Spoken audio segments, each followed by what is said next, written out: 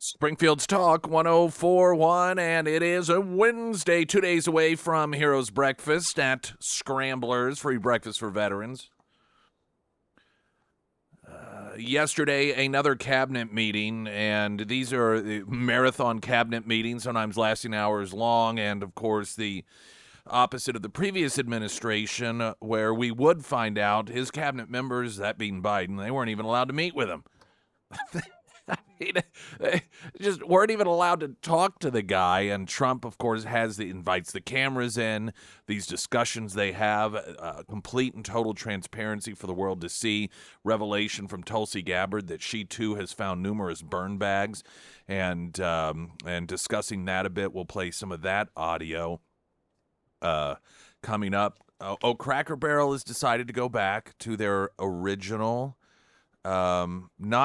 not overall theme and atmosphere, but the logo. That is obviously a much easier change than redoing what has been renovated inside all of these different structures across the country. This coming not long after Trump gave just straight up businessman advice, and that was essentially, just cut your losses, go back to the way it was before, and you can capitalize off this. You've gotten billions of dollars worth of free advertising. Yes, it's not the best, but the eyes are on you. And so you have everyone's attention now. This is a great opportunity for you, which is straight out of Trump world. You're a business person and you pivot when you need to pivot. If you find yourself in a sticky situation, be it of your own doing or otherwise, and people are watching to see your next move, take advantage of that. The upside is people are watching. They're paying attention. You have more people paying attention than perhaps ever. And that's how Trump operates. He sees it as an opportunity, and that was the advice that he gave to Cracker Barrel. At the same time, it's weird because every time it seems as if Cracker Barrel tries to make some move to walk this back, something else comes out. And there was a TikTok video of influencers in New York City in kind of a artsy-fartsy area of New York with a pop-up Cracker Barrel, and they had this table laid out that looked like the scene from Midsummer, if you've ever seen that film, and all of the food offerings were fancied up like you were at some, and it's like, what are you doing?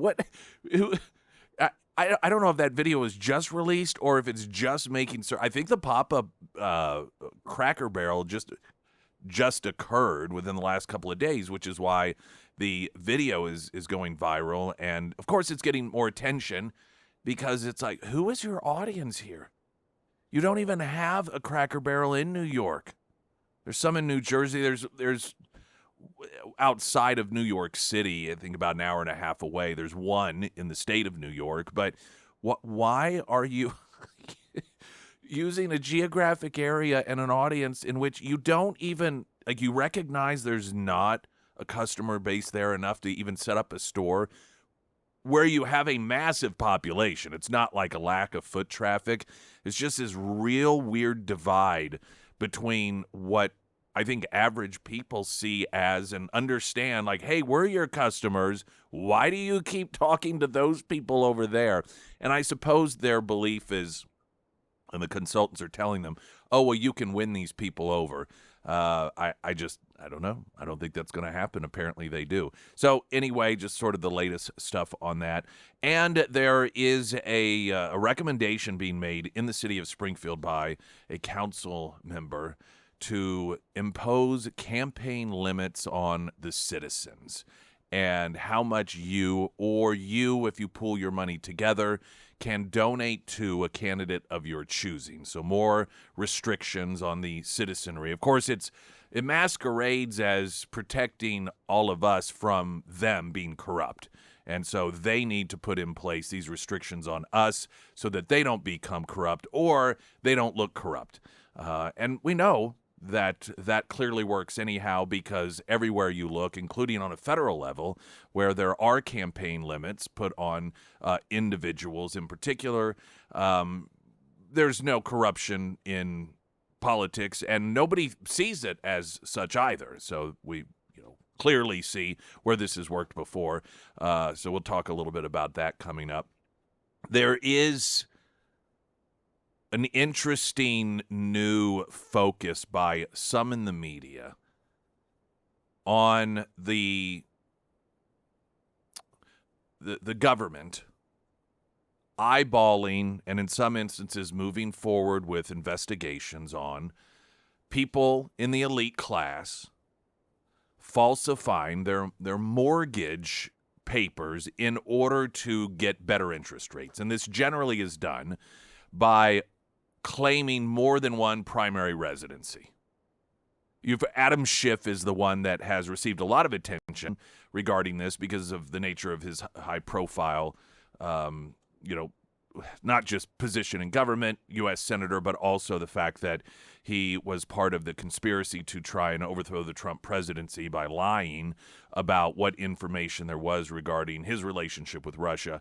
Letitia James is another one who famously ran in New York saying, I'll figure out a way to get Trump if you elect me. Then she went after him for mortgage fraud. Of course, just last week, a judge threw out the fines for that.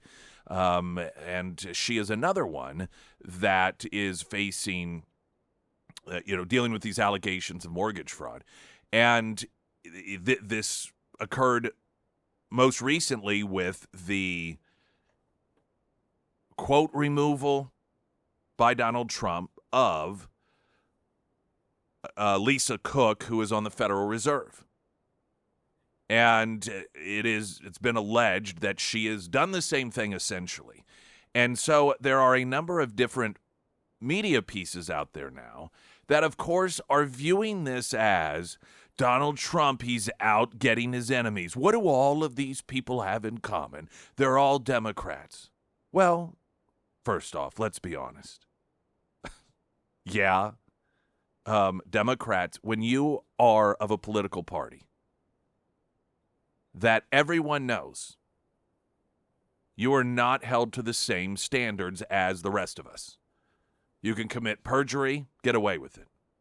You can falsify documents, get away with it. You can lie to the American people, get away with it. I mean, you can do virtually anything that would put the rest of us in jail and get away with it. Yeah, that tends to breed this sort of behavior. And it is, I think, becoming something that is apparent enough to the media that this is a problem potentially widespread within the Democrat Party. They have to start framing it as Trump going after his political enemies. And they are in the mode of dismissing the crime, pretending like it's not that big of a deal, which is an admission by the media that they suspect, they know that these individuals, they broke these laws.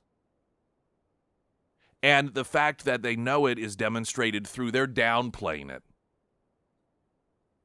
So I'm going to play some audio on that, and it's going to be interesting to see if this spreads out wider. But one of the things about a crime like this is it's not generally if you did it or not. It's you did it. This is like Hunter Biden being charged with not paying his taxes, being charged with falsifying a document, a federal document, in order to obtain a firearm. There's your signature, or you didn't pay the taxes. It's not whether you did or not. Now, his defense was, I was on drugs, so I can't be held accountable for doing these things because I was on drugs. What Letitia James is going to put up as a defense, what Adam Schiff is going to put up as a defense, what the Federal Reserve Governor Lisa Cook is going to be putting up for defense, we have yet to see. But this is something that clearly in the media, they're beginning to lay the groundwork to paint this as Donald Trump just going after his political enemies. We've got weather coming up in a moment. Right now, the latest news update.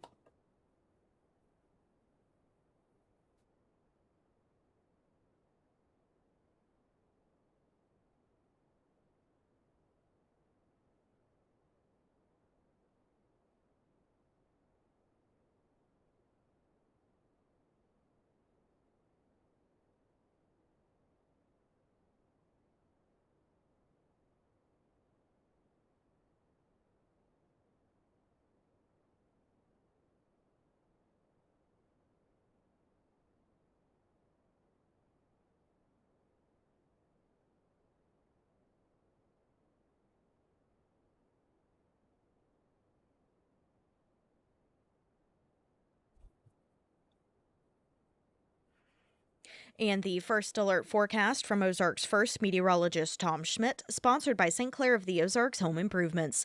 Today we'll see mostly cloudy skies with a high near 81. Tonight a 70% chance of showers with a low around 60. For your Thursday, we'll see a 90% chance of showers throughout the day with a high near 70. And taking a look at Friday, mostly sunny with a high near 79.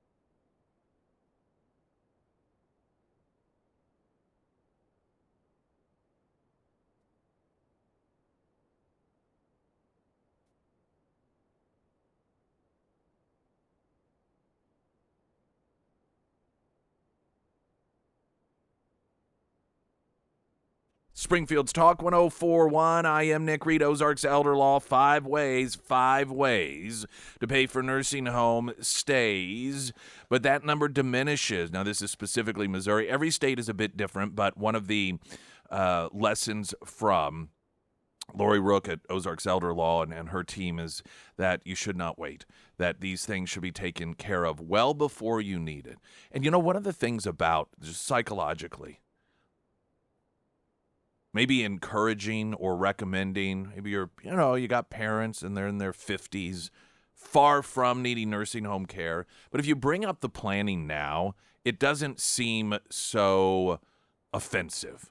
Like, well, if you get into your 70s and you start feeling maybe a little offensive about well, I don't need that.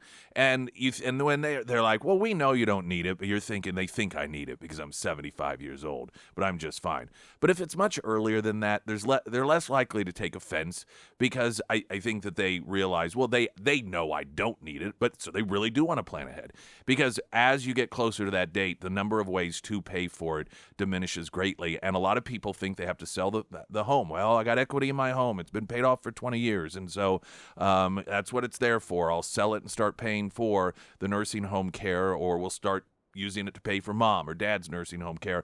But there are, circumstances which you may not have to do that. But planning earlier is better because as you get closer to that time, you end up with only one or God forbid, zero options. One of the many, many services that they offer at Ozarks Elder Law. Consultation is free. It is a courtesy, and you will know up front what the cost will be in order to make sure that you and your loved ones are taken care of securely. OzarksElderLaw.com, also under Nick's endorsements at KSGF.com. Should have gotten this audio prepped. Here it is. Have it ready. All right. So there's a piece in the LA Times. Trump's hitman at a U.S. agency targets Dems. Like the White House, Queen, and Lewis Carroll's Through the Looking Glass, I am capable as many as 6 impossible things before breakfast, but my credulity is strained past the breaking point by the charges of federal mortgage fraud laid against 3 leading adversaries of Donald Trump, Senator Adam Schiff, New York Attorney General Letitia James, and most recently Federal Reserve Governor Lisa Cook, whom Trump claimed to fire for cause on Monday. James is a Democrat. Cook served as a deputy secretary of Treasury during the Obama administration. Now, the implication here, and this is the groundwork that the media and the Democrats are beginning to lay. Of course, they're one and the same. And that is, and there's a couple of approaches here. One, that this is no big deal. These laws, no, who cares? Doesn't make any difference. And this is clearly Trump in an enemies list. Because, of course, it just simply could not be. There's more than one corrupt individual that's a Democrat in Washington, D.C. That just can't be the case. Now, this piece in particular, it takes both approaches. One, well, what a coincidence. These individuals all don't like Trump. So that means Donald Trump is behind it, of course. And two, portraying it as if it's no big deal. People do this thing all of the time. Nobody's harmed by this. Now, of course, the irony of it is that Letitia James, one of the individuals that, according to the evidence, did commit mortgage fraud, went after Donald Trump, claiming that he committed mortgage fraud because he and the bank conspired together to falsely claim Mar-a-Lago was worth more than it actually was. This is something that even a number of Democrats admitted is absurd. It's lunacy. It's something that makes New York a very dangerous place. And in fact, last week, a judge threw out the fine, the entire fine, because of the absurdity of it all. Another win for Trump and justice.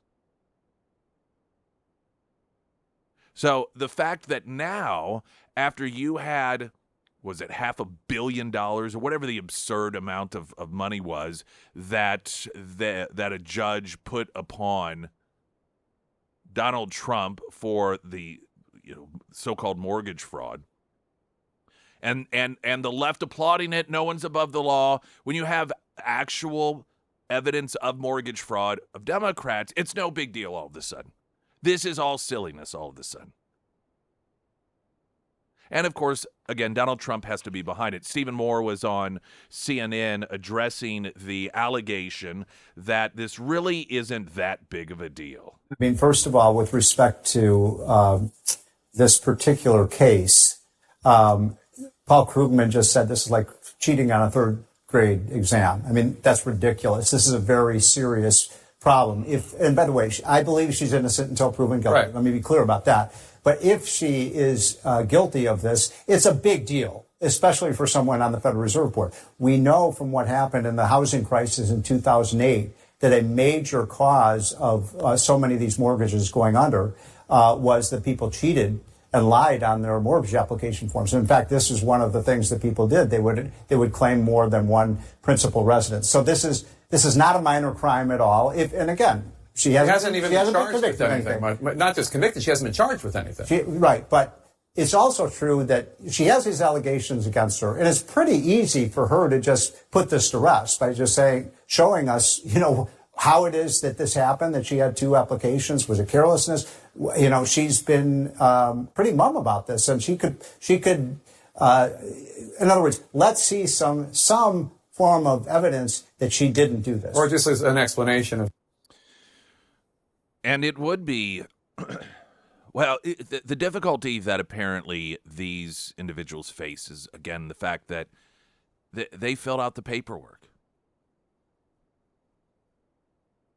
And it's difficult to dispute that. I suppose they could argue that they were confused, that it was an accident. They did not mean to put down primary residence on more than one location.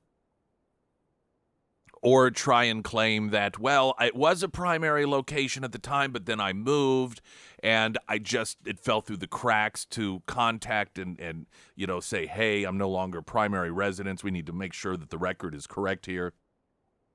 One of the challenges Adam Schiff faces is it was someone with either his office or campaign when this was brought up by the press, pretty much acknowledged that, he has both residents down as a primary residence, but it's no big deal. That's the sort of thing that's done.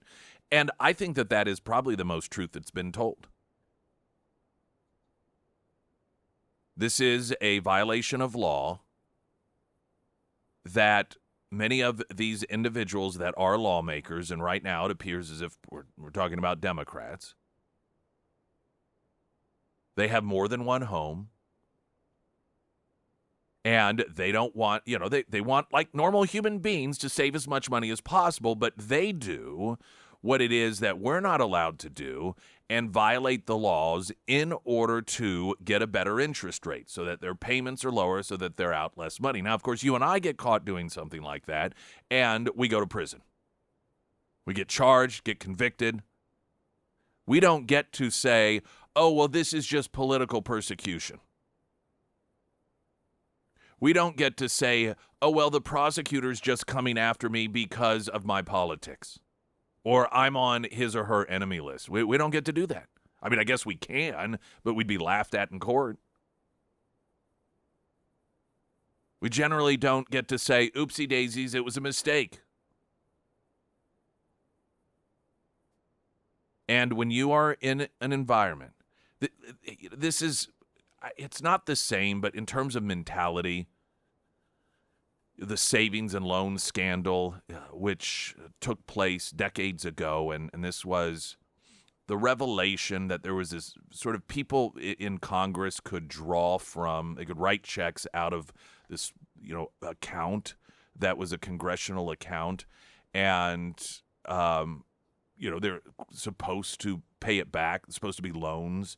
But they never did. They just knew it was basically a free taxpayer piggy bank, and it became public at some point. It exploded. It was a huge savings and loan scandal. But there was a lot of people doing it because when you're in that environment, it's like, oh, everybody does it. Over time, you're like, well, if everybody's doing it, nobody gets in trouble for it. You will have some that, because they do have morals that they really are anchored to and stick with, they won't do it as honest people. But if you have others and they're told, hey, this is just the game, everyone knows this is how it works, there's nothing wrong with it, it's one of the perks of being in Congress, increasingly you're going to have more and more people do it. And I suspect that attitude is more prevalent among Democrats because, let's just be honest, they are the ones that are able to get away with this sort of thing. And so that is going to create conditions in which they are more likely to do it. This isn't shocking at all. And unfortunately, now you're going to have, and already is underway, a media that is going to try and further cultivate that environment by portraying this as Trump just going after his enemies, and this is really no big deal after all. Which only encourages, at least amongst the political party that gets protected in that manner, this sort of corruption. Springfield's Talk 1041, the Pyramid Roofing Company text line is 417-447 KSGF. I'm Nick Reed.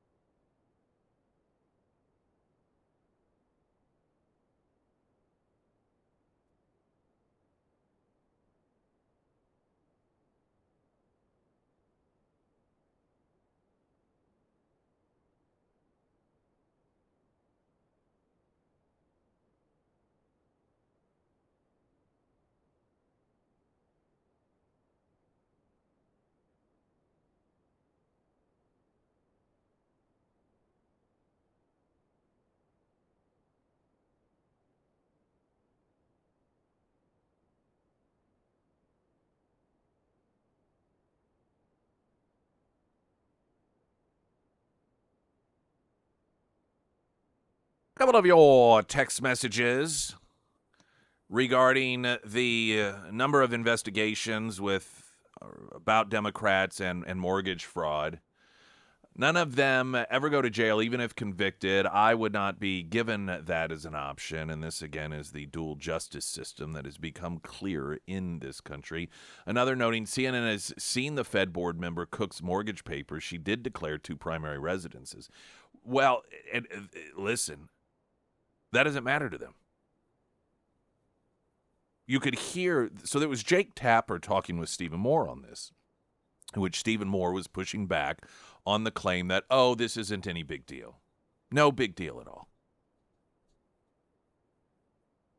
And one of the statements Jake Tapper made is, well, she hasn't even been charged yet.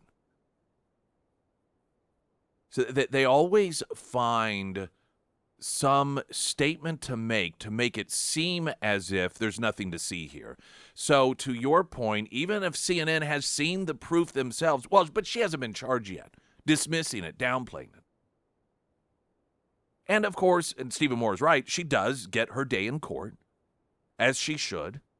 That doesn't mean that we have to pretend as if we don't have brains and can't figure out whether or not these individuals actually did or did not commit, mortgage fraud. I mean, when the evidence is put out there, look, here it is, that yes, they still get their day in court, but that doesn't mean we have to just be, suspend our ability to think, to suspend our ability to be reasonable, and just sit around and wait for the government to tell us what has been declared through the court system. We can still have an assessment as to whether or not we believe that they're guilty or not.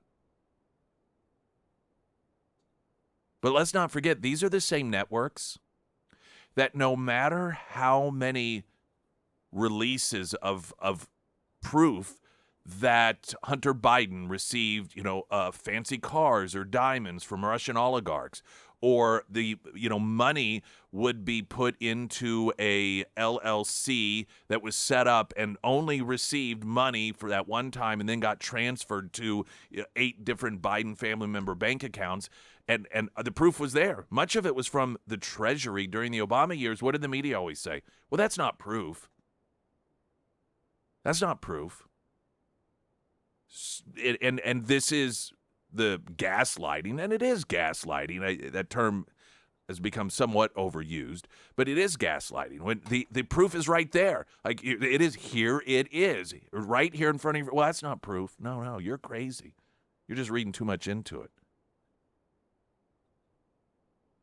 I would once like the recipient of that response during an exchange where they're talking about the proof and they're told that's not proof.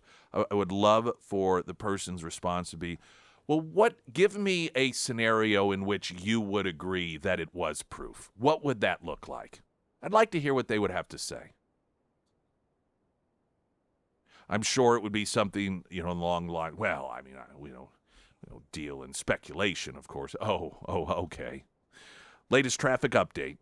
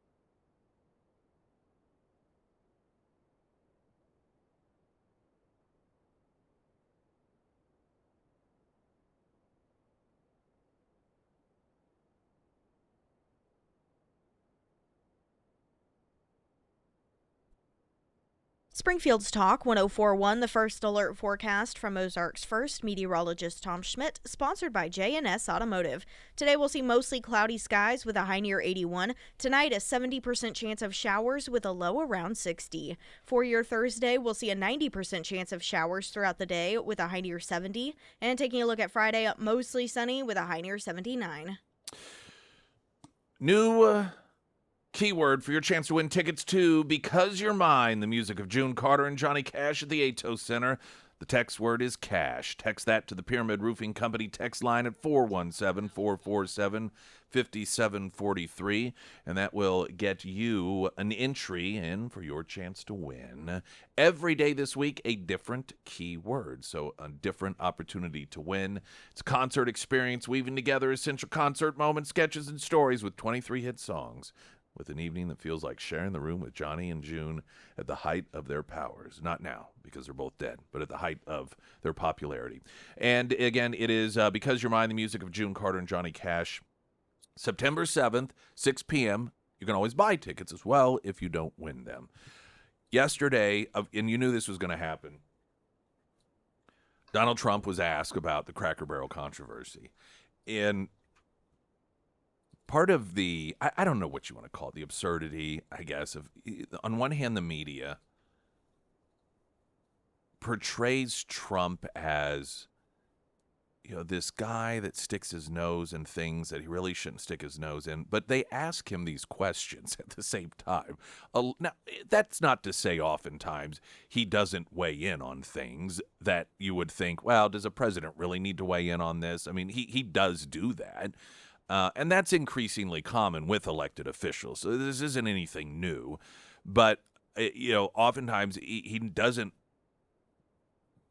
proactively talk about some of this stuff. He gets asked about it, and then he gives his answer, and then the same media that asked him the question, they act like, why is he weighing in on this?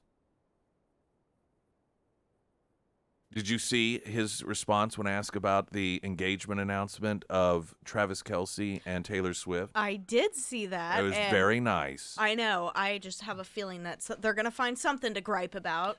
Yeah. He said, talked about what a great player Travis Kelce is, and how something along the lines of Taylor Swift seems like a wonderful person, and he wishes them well. And, people know, because obviously he has hit out at Taylor Swift and, posted things that were not flattering. And she, of course, has done the same thing. She's used her position in the pop culture world in order to try and convince people to vote one way as opposed to the other, specifically against him. And so turnabout is fair play. But I think one of the things that I've noticed about Trump is in these rare occasions in which someone is in the news because of something completely non-political, something that is just generally a subject matter that shouldn't be sullied up with politics.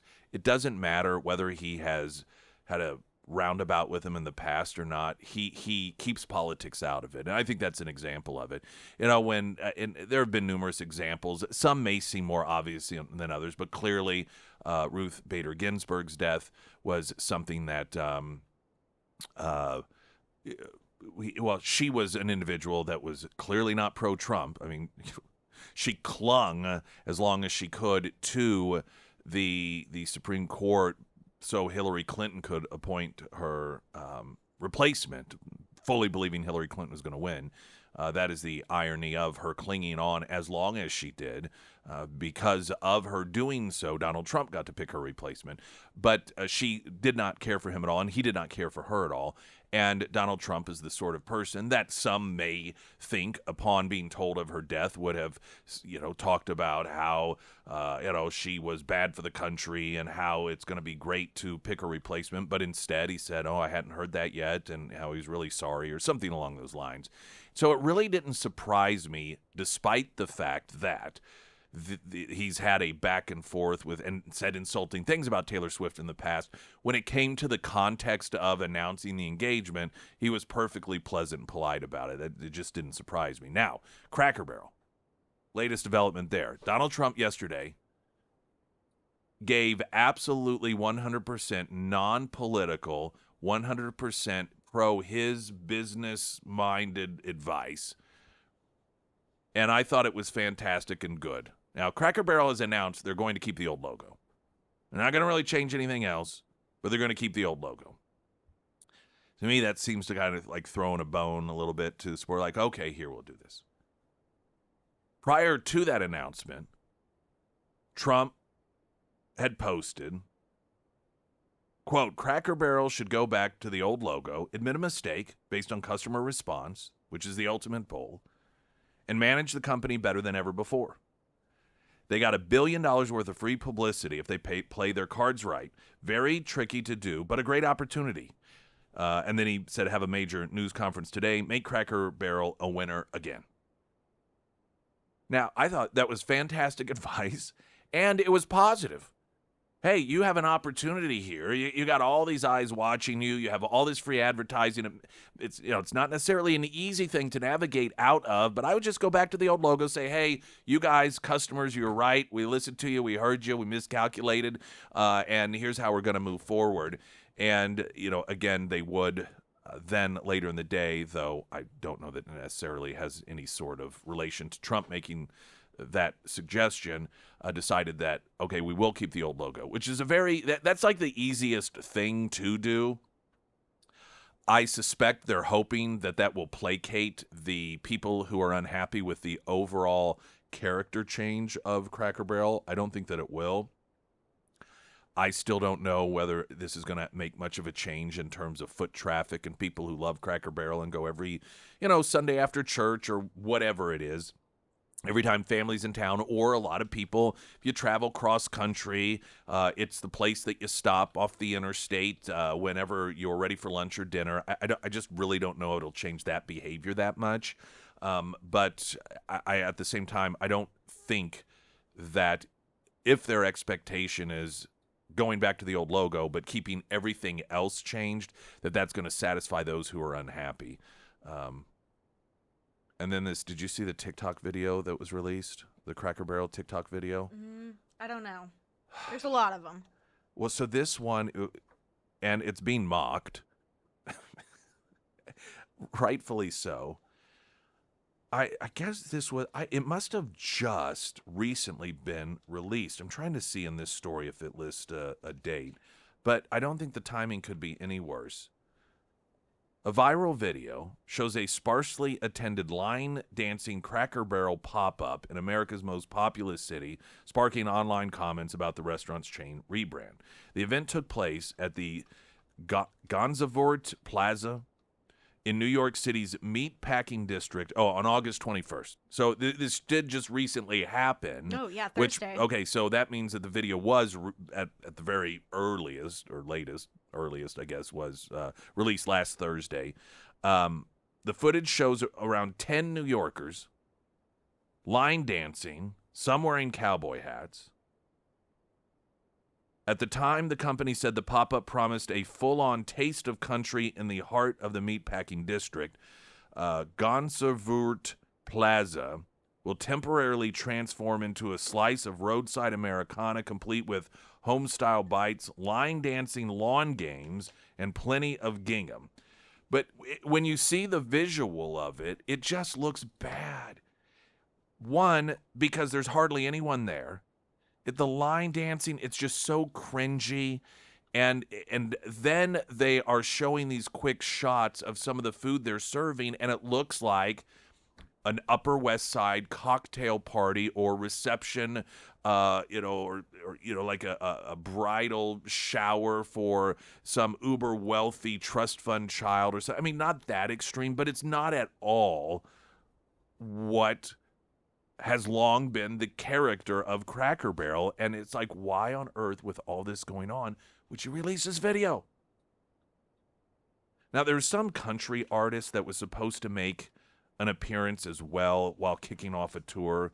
Wasn't familiar with the country artist, but that doesn't say much because I don't follow modern country music so much. So there may have been some sort of agreement there that part of the performance that it get promoted out by Cracker Barrel. But outside of that, I just don't know why they would do this. And this place, just to give you an idea, I looked it up. I wasn't familiar with it. I mean, I've heard of the meatpacking district, but it's described as this. I went to a couple of different websites because I'm like, all right, how in line with Cracker Barrel character is this location they picked? Because mind you, there's no Cracker Barrel in New York City.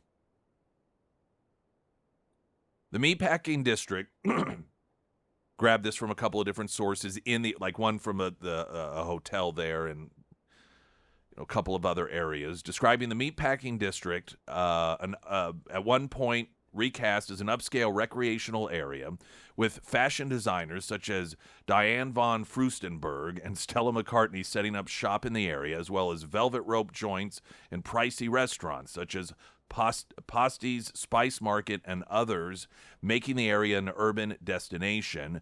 Gansenvoort Plaza, reminiscent of Parisian elegance, surrounded by charming cobblestone streets, landmarked architecture, alfresco dining, and proximity to the water, just steps from the Ganservoort Hotel, the open public plaza. Great place to people watch, enjoy a meal al fresco, catch occasional live performances, and participate in local cultural events, which apparently is line dancing outside of a small Cracker Barrel.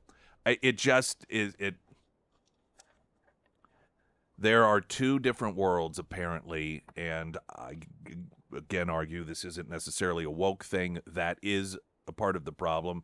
But you have the people that have long loved and currently do still love Cracker Barrel, and then you have, it's like who they're trying to get. This is like a midlife crisis.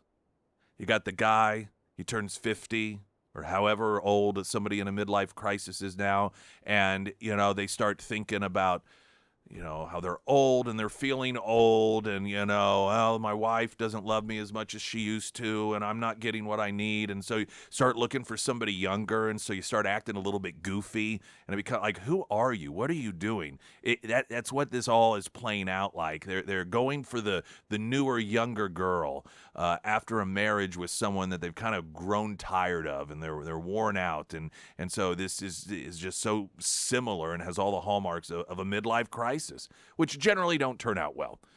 Either they leave the one that they've known all of this time and chase after the younger, newer version, and then that goes very poorly, and then you don't have anyone, or you maybe dabble with that a bit, but then you decide, you come to your senses, and you go back to the one that's been there for you all of the time and live out happily ever after. I think Cracker Barrel is still trying to decide whether or not this is a temporary separation or if this is going to be a full-blown midlife crisis divorce in which he leaves old life behind and goes for the newer, younger model. Springfield's Talk 1041, I'm Nick Reed.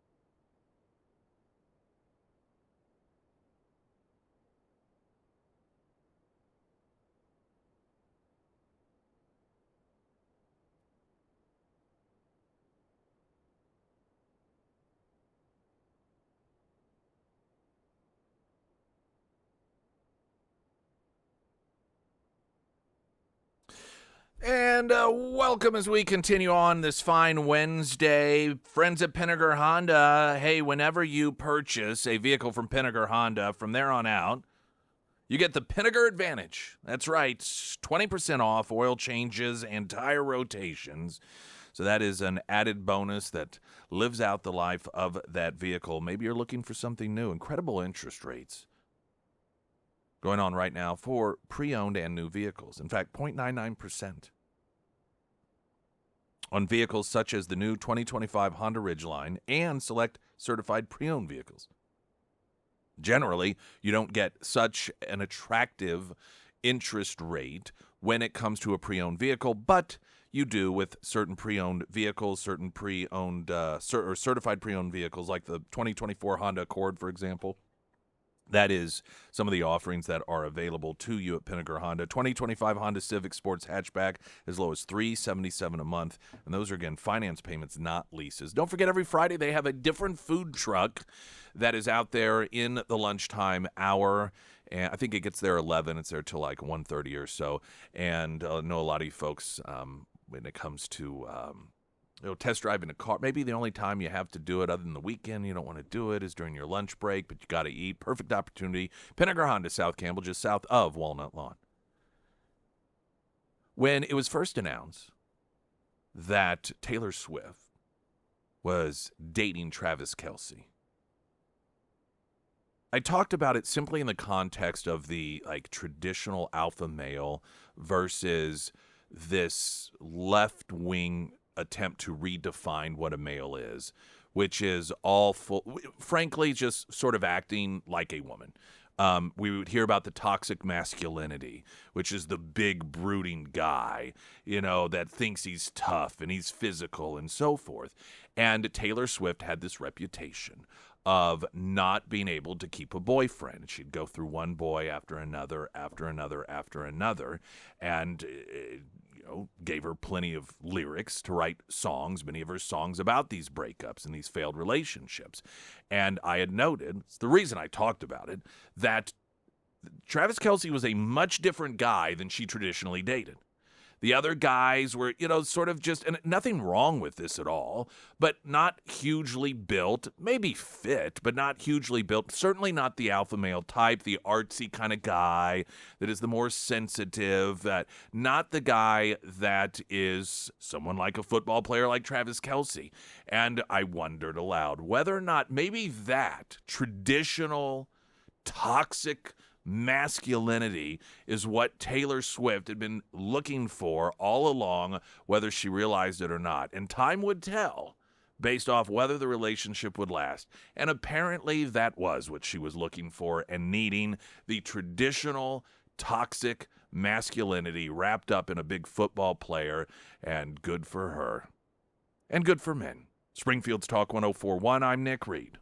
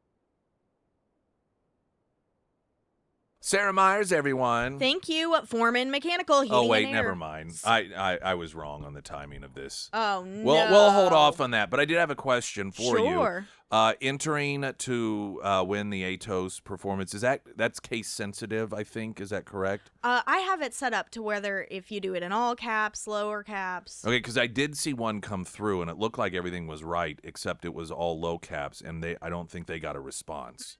Pretty sure it's set So up. anyway, that's the reason Check. I ask. Okay, all right, very good. News in 60 seconds.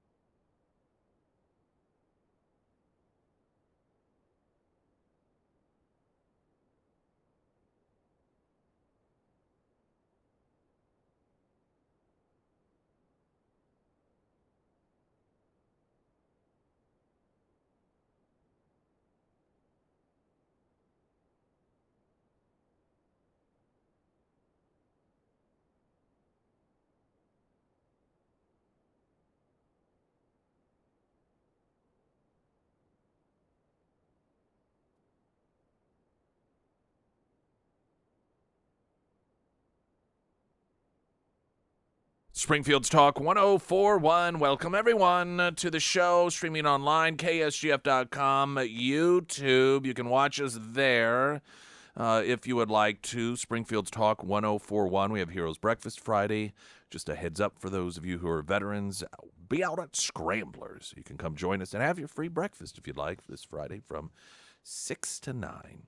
Springfield could soon have a limit on how much money people can contribute to council campaigns. Because if campaign finance limits have proven anything, it takes corruption out of politics. And it makes people trust politicians. The government and politicians putting limits on how much we as citizens can donate, either as individuals or pool our money together in order to donate, all in the name of protecting us from them and their corruption, is one of the biggest virtue signaling scams that exists. Now, on one hand, and we're going to break this down, and this is because of a proposal from Craig Hosmer to limit how much money you, or if you want to, form a political action group with people together to pool your money together to make a big difference, how much that organization is allowed to donate. And he picked $2,600. Now, why? How did he come upon that number? Was it evidence somehow that other areas of the country, jurisdictions in which that number was the number imposed on people, that corruption was cleaned up, or that people's perception of corruption disappeared? No, none of that. He just thinks it's fair. Quote, council knows that most people don't give $2,600, and $2,600 is a high enough number that it's fair. So it's based in such logic, such solid evidence-based. This is what I'm talking about. This is the virtue signaling part of it. And as an evidence-based guy that likes to see evidence of results for something, and somebody's like, here's what we need to do so that we get this outcome. So in other words, we need to put a limit on how much people can donate in order to clean up corruption, or at least the perception of potential corruption. My first thought, and I don't call me crazy, is, oh, has this been tried before and how did it work? What evidence is there that this is going to actually do what it is that you want it to do? And what evidence do you have that this amount that you picked out of thin air, because it's, quote, fair, is the amount? What give me some evidence. And it just drives me nuts that consistently, and this is part of why so many people can't stand and have such little faith in government. It isn't because of potential corruption, but it's because of this come up with these ideas in which there's no evidence anywhere that it's actually going to work. In fact, evidence to the contrary. I mean, of course, federal level, state level, all of these things exist. All of these campaign finance laws exist. And I can show you evidence that hasn't changed the perception of whether or not elected officials are paid off or bought off or can't be trusted because people donate money to them that is more money than I donate to them, so they are going to instead. None of these perceptions change. I almost would rather have somebody that is corrupt in office than somebody who proposes limits on me as a citizen that will do absolutely nothing whatsoever other than allow them to peacock around, look at how ethical and honest I am cleaning up government. Now, there is a corruption aspect of this as well, because all of this is, if you're an incumbent, this sort of thing is fantastic. This is incumbent protection. Now, I don't know whether or not Craig Hosmer is doing it for that reason. I don't know. But there's really only one of two boxes for a person to fall in who pushes this sort of thing if you're an elected official. And that is, you are either doing it in order to protect incumbents, because, and we'll talk about this coming up, that's what happens, or you just don't think. You don't require evidence. You don't provide solutions that you can demonstrate are solutions that are actual solutions. In fact, quite the contrary. It's like the prescription drug monitoring program. Well, we got to have it. Got to have it. We're the only state that doesn't have it. And we have to have it in order to help kick addiction. People that are addicted to prescription drugs, get them off that stuff. And Missouri's the only state that doesn't have it. Oh, so I guess that means that the other 49 states have licked this problem? Well, no. In fact, it's gotten worse in every other state. Oh, okay. Well, let's do it anyway, even though it doesn't work. I just can't stand that. I think I would genuinely rather have straight up corrupt people taking money under the table in office than the alternative of people that just constantly provide as solutions things that don't do anything other than make them feel good about themselves. Let's get some news.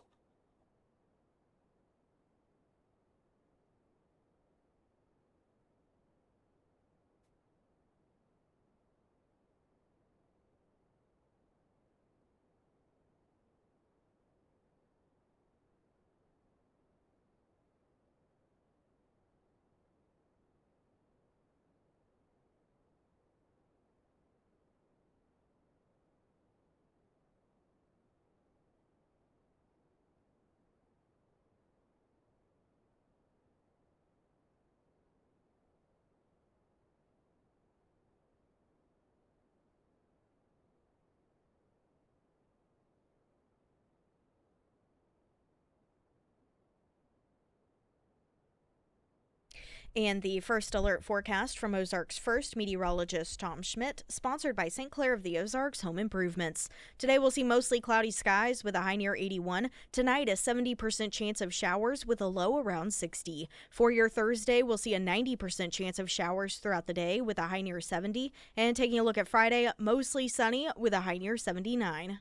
Did you want to complete what I cut you off earlier with Foreman Mechanical? Yes, I would love to. Do we have time? Yeah, you got plenty of time. Okay. Take all you need. Okay, I will. I'll take about 60 seconds here. Okay. Foreman Mechanical Heating and Air. We are, as you just heard, we're finally getting some relief from the hot weather. And if you've experienced any issues with your AC this season, now is the time to address those issues. And my go-to, guys, is the Foreman Mechanical Heating and Air team. They do residential and commercial services. And whether you need something as simple as a tune-up, a service repair, or maybe it's time for a new unit, the Foreman team, they have got you covered. They are also hiring, by the way. So if you are looking for a change of pace, Russell, he is looking for a couple of service techs to join his crew. So whether you need AC services before the heat returns or you are looking for more information on their current job openings, reach out to Russell today. Now you can find all of the contact information for Foreman Mechanical Heating and Air under the Sarah's Endorsements tab at ksgf.com.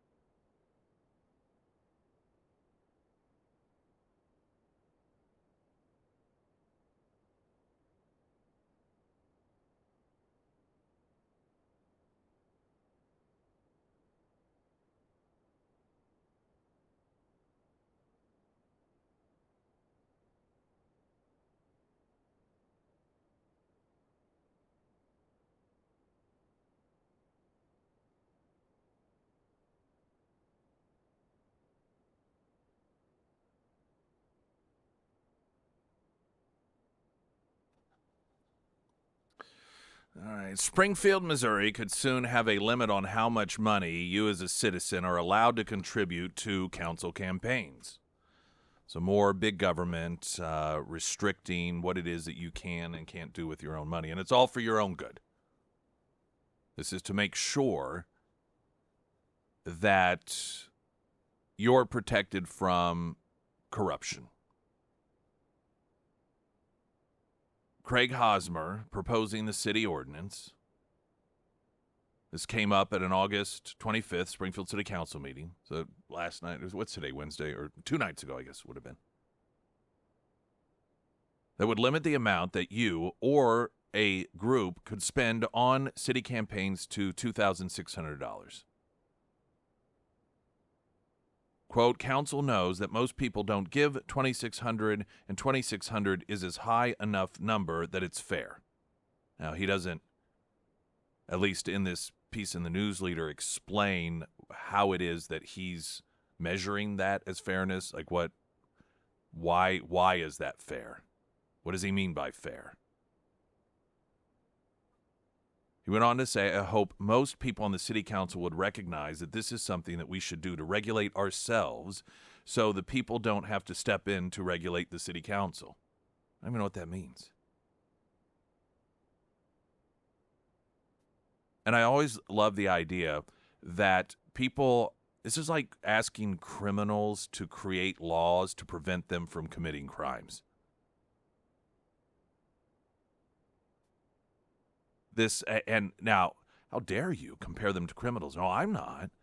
But that's the idea here is that, well, we have to have limitations on how much money we can get from individuals because we might be corrupt. So let us decide how to set up the rules so that we're not corrupt. Do we really think that people who are, susceptible to being corrupt are going to set up rules to make themselves not corrupt? If you have somebody that is on the council or that is running for the council that actually is corrupt, somebody that would, for money, alter the way that they behave as an elected representative, do you think that they're not going to take it under the table? Not get some sort of kickback? Hello? The ordinance is coming to the forefront now because it falls between election cycles. The next 4 city council seats are not up for re-election until 2027. Hosmer said the appearance of impropriety sometimes is just as bad as a real impropriety. I don't know that I agree with that. I mean, that suggests, well, if they think I'm corrupt, I guess I might as well be because it's just as bad. And I don't agree with that. Now, the appearance of impropriety isn't good. But I think that that's better than actually being corrupt. But, his opinion. He said, you don't want to appear that there are people who are influencing the decisions that the city council makes. The decisions city council makes should be always the best interest of the city at large, not individual groups, but what's best for the city of Springfield. Again, I'm just an average guy. And I hear all the time people that have problems with elected officials and they believe they're influenced by these people or those people over there. But I don't ever hear people saying, well, because they donated this much money to them. It's because of actions. It's because of behavior.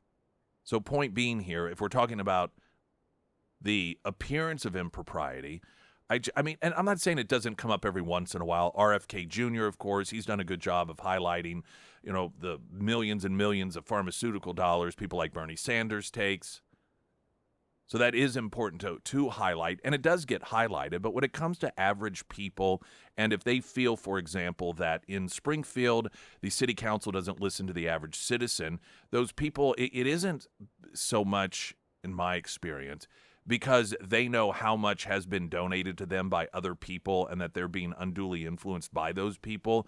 It's just they recognize the behavior is such that they're just not listening to the people. He said, you want to be a public servant and not a servant to someone that's giving to your campaign. And so I think when you diminish the amount of money that people can give, I think you also diminish the undue potential for influence. Again, this suggests it's kind of like a gun control law, believing that criminals are going to abide by it. If you have somebody who is corrupt in government, who is susceptible to swaying their position or perhaps going to, nudge some sort of legislation along to benefit some, multi-millionaire corporation, you think that they won't take money under the table? Of course they will. Now, as I mentioned before, of course, there's the whole issue of freedom and liberty, and do we as Americans, or in this particular case, people who are in Springfield, have the right to do what they want with their own money and property, and that is if they find someone they support, do you have the God-given right to give them the level of support you want? I believe you do. A lot of people believe you don't. Greg Hosmer believes you should be able to give $2,600 because he says that that's fair. That point aside, show me where this has worked. Why is this such a difficult concept for people, particularly people in government, to understand? Show me where this has worked.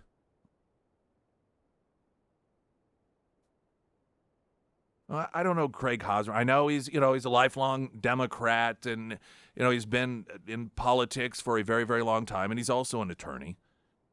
Now, to me, I understand people that are part of the Democrat Party, in particular, the concept of does it actually work does not even enter the room. I mean, it's just that is not a concept of concern.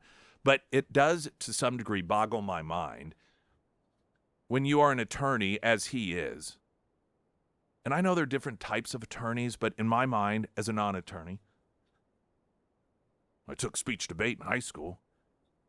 I just always thought part of what you did was you provided evidence. Like if you are arguing some sort of case or on behalf of someone, you gather evidence that bolsters your case. And I would think that if you did this as a profession, that would be absolute instinct. Total instinct. You wouldn't even have to think about it. It would instantly be, okay, here's this idea that I have. Let's see how it's worked elsewhere. Does that not occur?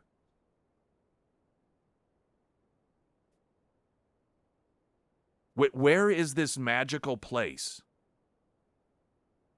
in which the approval rating of elected officials is 80, 90, 100%? People are like, yeah, I trust them totally. It's because, they can only get $1,000 per citizen per campaign, or $2,600, or where is this place?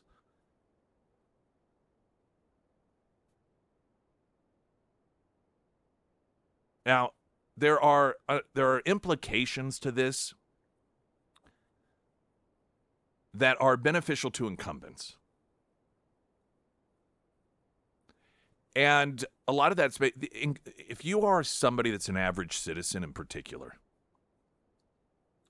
and you decide that you want to take on an incumbent that is part of the entrenched machinery that has been there, somebody like Hosmer, for example, long time, former Democrat state rep, and worked in the Nixon administration, I believe, and Jay Nixon, on the city council. So some would consider kind of a career politician to some degree. Somebody like that, they have tremendous name recognition. They already have a list of donors that every campaign donate to them. It's a lot easier. If you are an average citizen who wants to participate in this form of government in the way of running for office, you are already dealing with an uphill battle. But you add on top of that, by the way, you can't raise more than $2,600 per person. That is a very difficult. The lower amount that a challenger can raise, the more difficult it is for that challenger, and the easier it is for the incumbent to keep the position. Because all the momentum is on their side. They already have a built-in base. They don't have to raise as much money. So you impose limits on what your opposition can raise per person?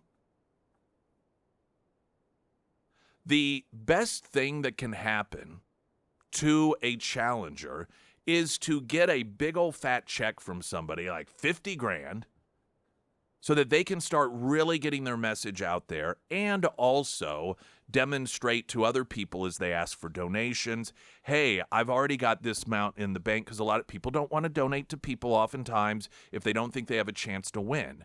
And if they come to donors and say, look, I got a generous donation from so-and-so, so we've already got $50,000 in the bank, which is going to allow us to buy ads, it's going to allow us to do this, that, then that sends a message to potential donors that, well, this person actually has some sort of chance. You take that ability away from them, that makes it so much easier for the incumbent to not have to worry about being unseated. Now, to me, that's corruption. And I'm not saying that's the reason behind what somebody like Craig Hosmer is doing. Frankly, I doubt that's why. I think he probably, like a lot of people on the left, sort of live in this world where they wish things were a certain way, and so they come up with ideas that have been done over and over again that never work, but tell themselves that it will magically, for whatever reason this time around. So I highly doubt it's because he so desperately wants to make sure that nobody unseats him on the Springfield City Council that he wants to put this imposition on people as citizens in place. Regardless of intent, however, it corrupts the system. It's the irony here is we're told that money corrupts the system, and I'm not saying that it doesn't. But what we have to accept is that you're not going to create a world when you're talking about people running for office and you're talking about voters in which all of a sudden there's no correct. You can't magically pick some dollar amount, whether it's 0 or $1 million, and that is going to magically fix any sort of corruption or appearance of corruption, because people are people. And giving them lots of money or taking away all of their money doesn't make them all of a sudden sinless or, incapable of being corrupt.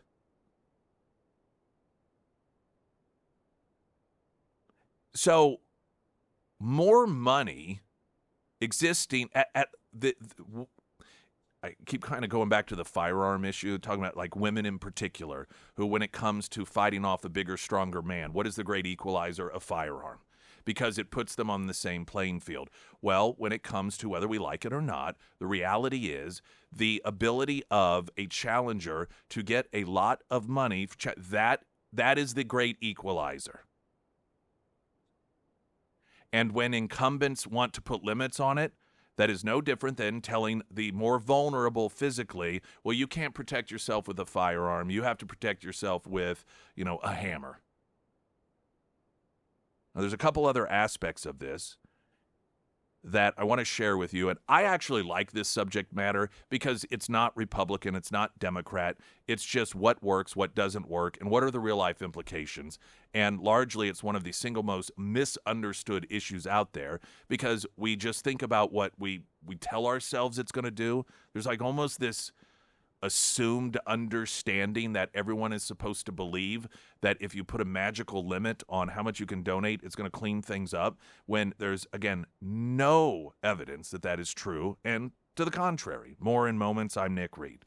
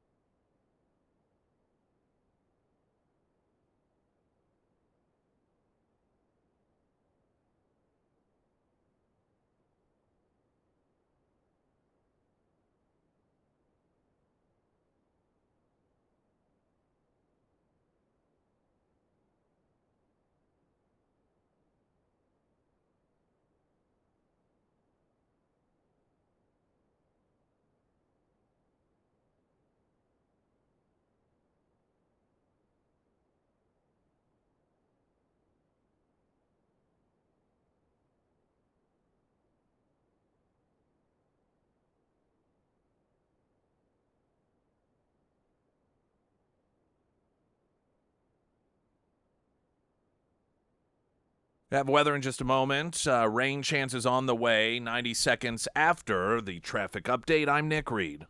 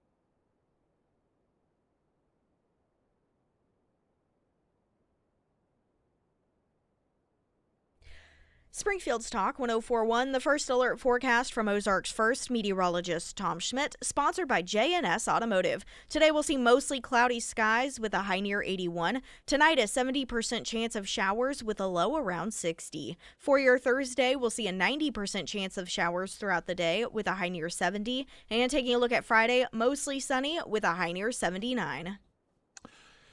We're talking about this proposal by Craig Hosmer, a city ordinance that dictates how much you, as a citizen, I guess you can live outside of Springfield and donate to candidates, how much you can donate to a candidate running for city council.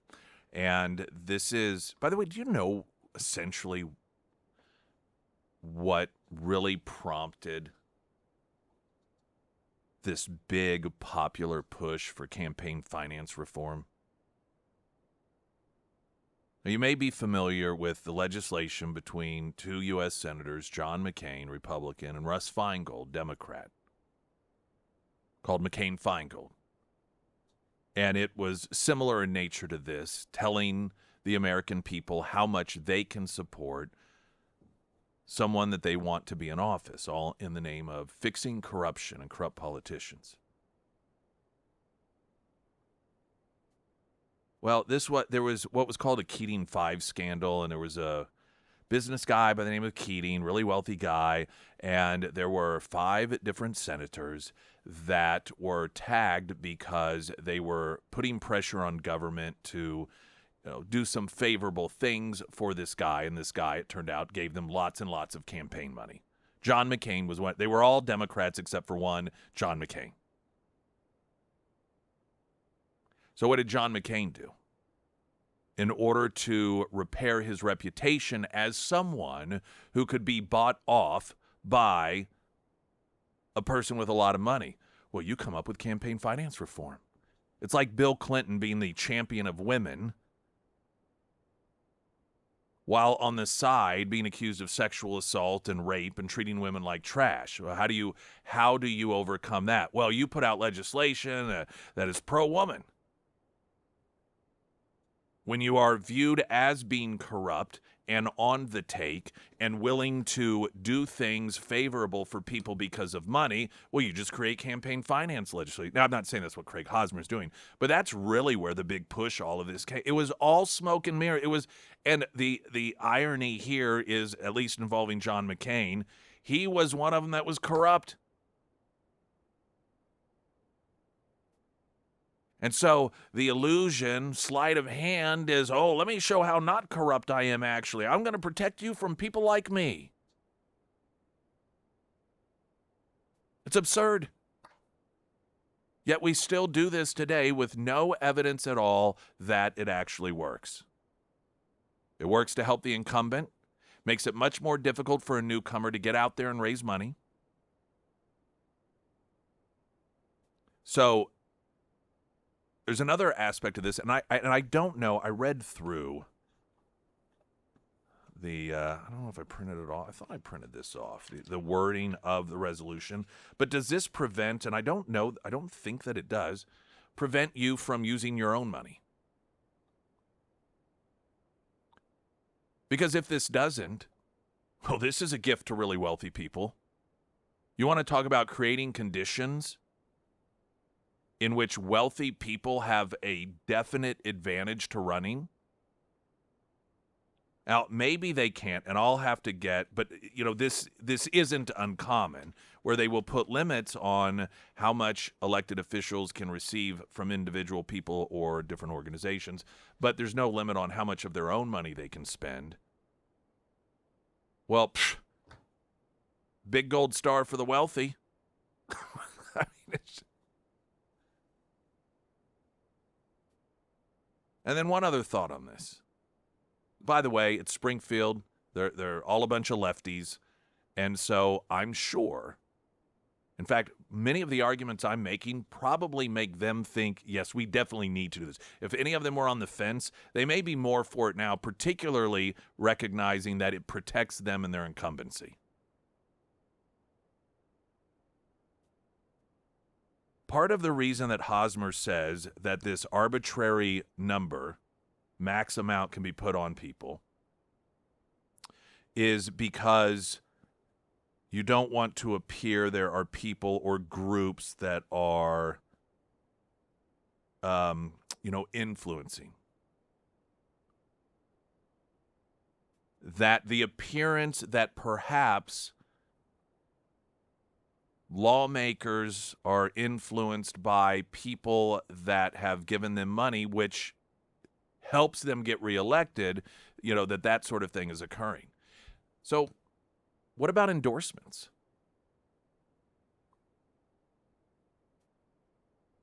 I think we could all agree, particularly if we're concerned about individual groups appearing to have sway over city council members. I think it's pretty fair to say that different groups and organizations, their endorsements are pretty valuable, aren't they? Like the firefighters union, police union. You have these different organizations that these council members, they covet those endorsements. They brag about it. They'll send out the flyers when they campaign. Oh, look, I got the firefighters union endorsing me. Oh, I have the backing of law enforcement. Oh, I've got the teachers behind me. Why do you think they do that? Well, because it's very powerful. I would argue that it's more powerful than big dollar donations. So maybe we should ban that. If truly and genuinely the concern here is the appearance that certain people or certain groups may have sway over these council members disproportionately compared to the people at large, then that would go a long way in making sure people aren't like, well, now, wait a minute. They voted in order to fund this additional firehouse over here or this station over here or whatever it may be, and they also got the backing of the union. I wonder if that's connected. That smells to some people like corruption. That smells to some people like a group getting preferential treatment over the people as a whole, and that's what we're told we're trying to fix. Now, do we think that this is going to be added to the proposal to ban endorsements? I suspect not, because guess who else benefits from those sorts of endorsements? Overwhelmingly, it's incumbents. It is rare that you see a challenger get an endorsement from a union, be it nationally or locally in this case. It is almost always incumbents that benefit from it. Isn't it amazing that that's not part of this? And it's particularly a contradiction given that part of the proposal is to also ban groups from giving $2,600 or more, which, by the way, is one of the only ways, it's one of the only means that people on limited incomes are oftentimes able to have their voice heard. They don't have the connections. You know, they don't own, all these different properties, or they're not the head of some sort of union that can at any given time pick up the phone and get the council member on there and say, hey, listen, I really need this zoning thing done over here, or we need that done over there. The average citizen that lives paycheck to paycheck, they don't have that ability to do that. But if they're part of an organization that wants to pool their money together with other paycheck-to-paycheck people, and they find some incumbent that they believe is actually going to represent them. So they want to pool the money together and write a $50,000 check. Well, this stops that from happening. Guess who benefits from that? The incumbent.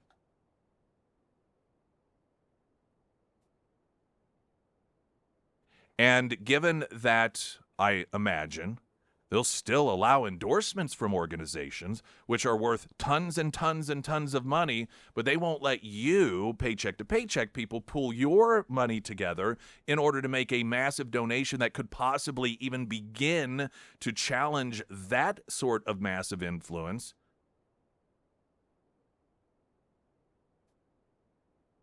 It, again, is beneficial to the incumbent.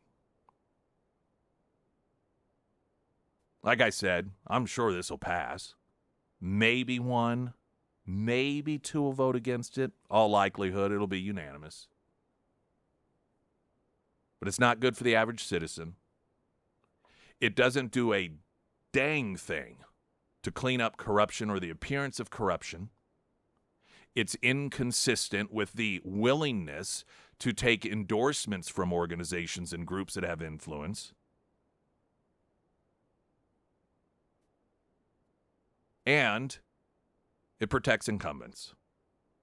That's what this sort of thing, whether it's intended or not, that's the reality.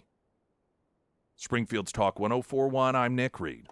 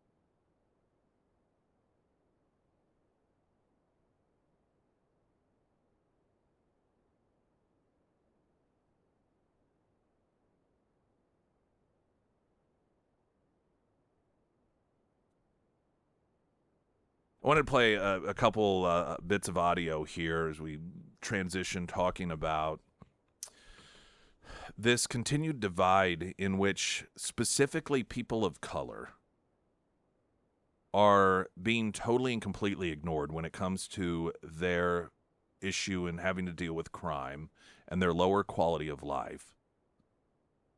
And you have Trump that is really leading the charge to make things better for them. And then you actively have Democrats that are doing everything they can to keep the status quo. And they keep out there, usually it's the rich white people, telling you there's nothing to see here. Everything's fine. This is just Trump being a dictator. Meanwhile, you continue to have people of color that are saying, we need help. Now, this video is from a small business owner in Washington, D.C., a black woman, and this little video was actually put out by the White House. My name is Tamika. The store has been vandalized before with a bunch of teens running in, and then one of the staff members got hurt and injured as well. And it kind of traumatized me a little bit. I didn't like it. It's kind of hurtful. Sometimes I'd be afraid to walk out this door, go to my car. People work hard for their business. Tired of kids looting. They're stealing every day. Even adults come here and steal. They walk beside the kids stuff in their pockets. What type of parenting you doing? Like I tell kids all the time, I get them free stuff all the time. I tell them, like, if you're hungry, I'm going to feed you. There's no need to steal from you, you know? A lot of teens need to be dealt with and accountable for their actions because they know right from wrong. If their parents can't be accountable for them, the government needs to step in. Now, that, again, is a business owner in Washington, D.C. This is audio from a recent report. CNN law enforcement correspondent, very specific, Whitney Wild,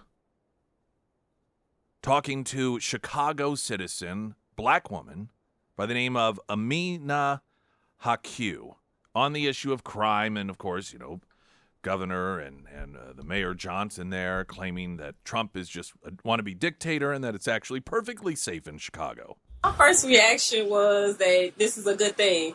I think that the governor as well as the mayor should be on board with it just so we can get a bit more of security in Chicago the way that we need. The crime has dropped since 2024. Do you feel like the city feels safer? No, not at all. No, especially with the police being defunded. Ooh, defund the police there.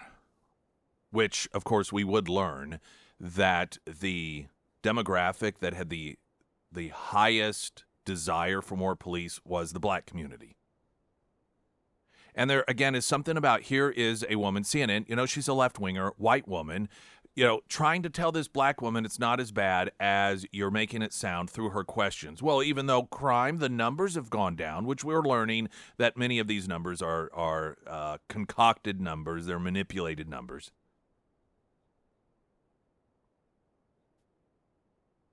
Where are all of you Black Lives Matter people? Where are you?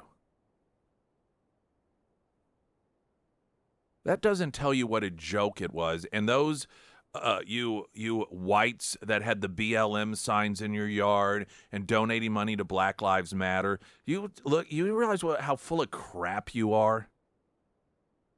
That was an organization that took money hand over fist. You had these people that were using it to buy mansions, vacations, fancy cars. Not a single person can tell you where any of that money went in any sort of fashion that was beneficial to the black community. No one. There were a number of black people killed in the BLM riots.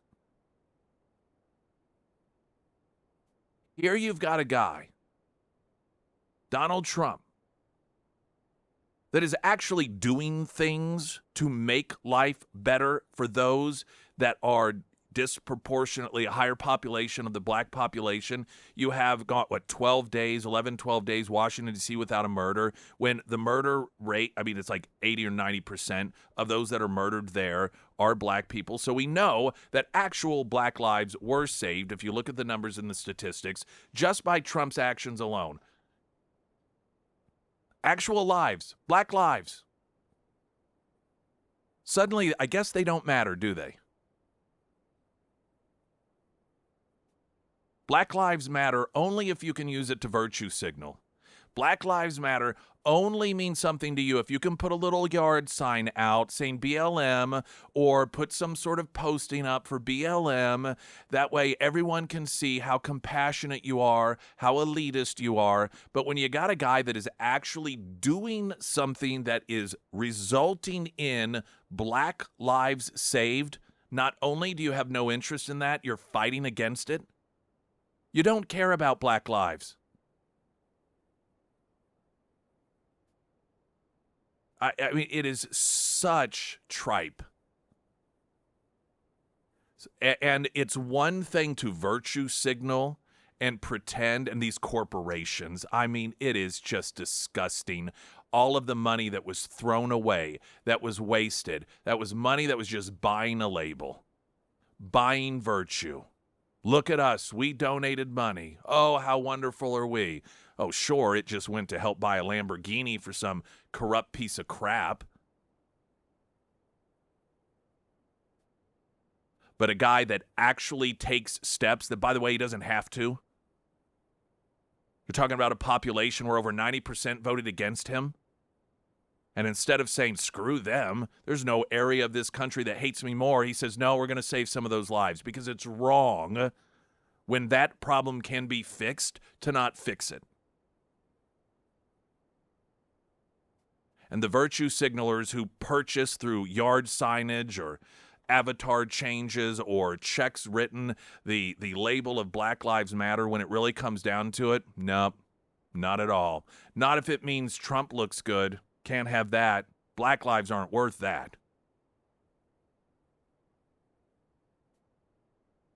The eventual revelations of all of the corruption in BLM and the money not ever, no demonstration that it did anything to help any black people, that in and of itself was a demonstration of what a scam that was. But you couple it with the people who supported that movement that are against what Trump is doing,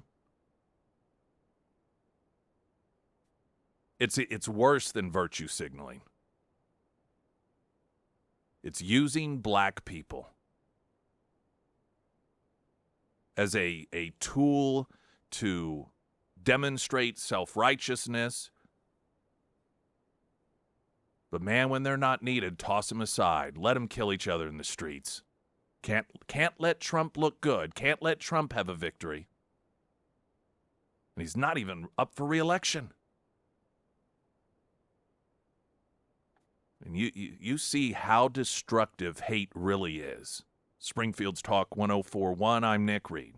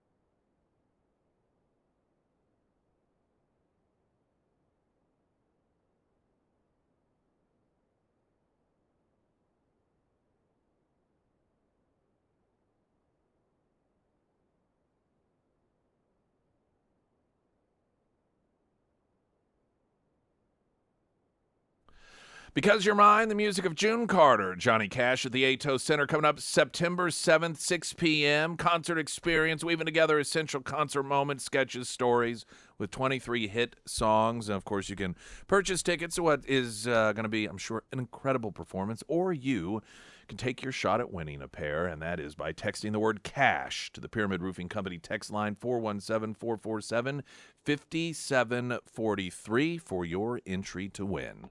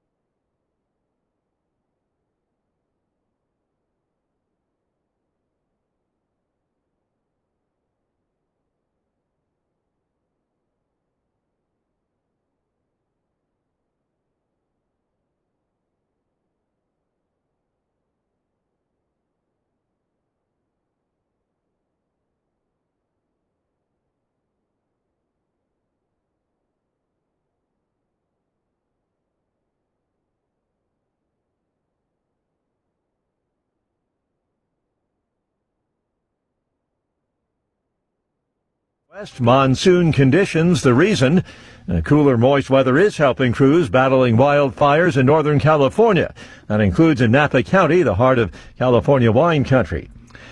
Federal Reserve Governor Lisa Cook following through on her threat to sue the Trump administration over her firing. Attorney Abby Lowell said that President Trump has no authority to remove Cook. No president has ever fired a Fed governor before, but the president said Cook seems to have had an infraction. We need people that are 100% above board, and it doesn't seem like she was. The law that governs the central bank allows for the removal of Fed governors for cause. The Trump administration alleges that Cook committed mortgage fraud.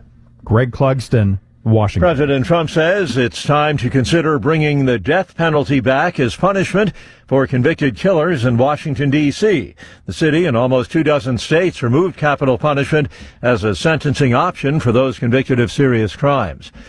They were among the FEMA employees who signed a letter to Congress. Now they've been placed on administrative leave.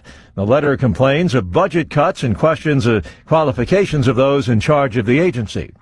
First Lady Melania Trump out with a video announcing an AI challenge for America's young people. The President's National Artificial Intelligence Challenge invites every student in America, from kindergarten to 12th grade, to unleash their imagination and showcase the spirit of American innovation. The nationwide contest designed to encourage young scholars to work together using AI tools to take on and solve challenging community issues. On Wall Street, ahead of this morning's opening bell, the Dow futures are down 5 points, NASDAQ futures off 14. More on these stories at townhall.com. The following is not an actor, but a real-life story from Trinity Debt Management. Hi, my name's Neil. I have some advice for you if you've been trying to break free from credit card debt. You can start by doing what I did. Get your bills together and call Trinity Debt Management. Trinity is dedicated to helping people like me become debt-free. When I called, my first experience was a feeling of relief. My counselor was kind, and best of all, she didn't judge me. In just a few minutes, she helped me figure out a plan that consolidated all my bills into one lower monthly payment. This substantially reduced my high interest rates and put me on the road to success. In the end, I saved thousands in interest, and today, my credit card debt is a thing of the past. If credit card debt has you down, call Trinity at 1-800-990-6976. My name is Neil. Take it from someone who's been there. Call Trinity and become debt-free for keeps. 1-800-990-6976. Some good news for a beleaguered American.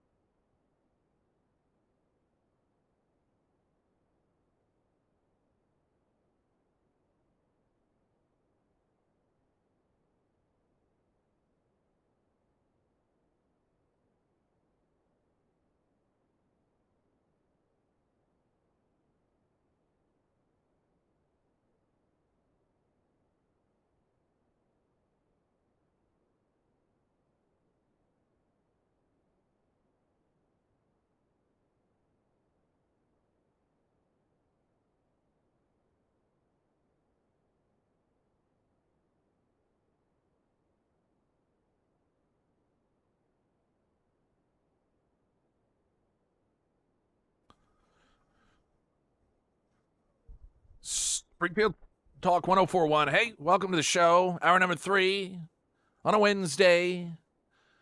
Wanted to share with you what a couple people had to say separately about Emily Johnson House Theory Realty. I tell you so much about, what I know of her and my rather limited experience. Sarah, a 2-year-long experience demonstrating the patience and perseverance of Emily Johnson. Liz said this: Emily was amazing to work with.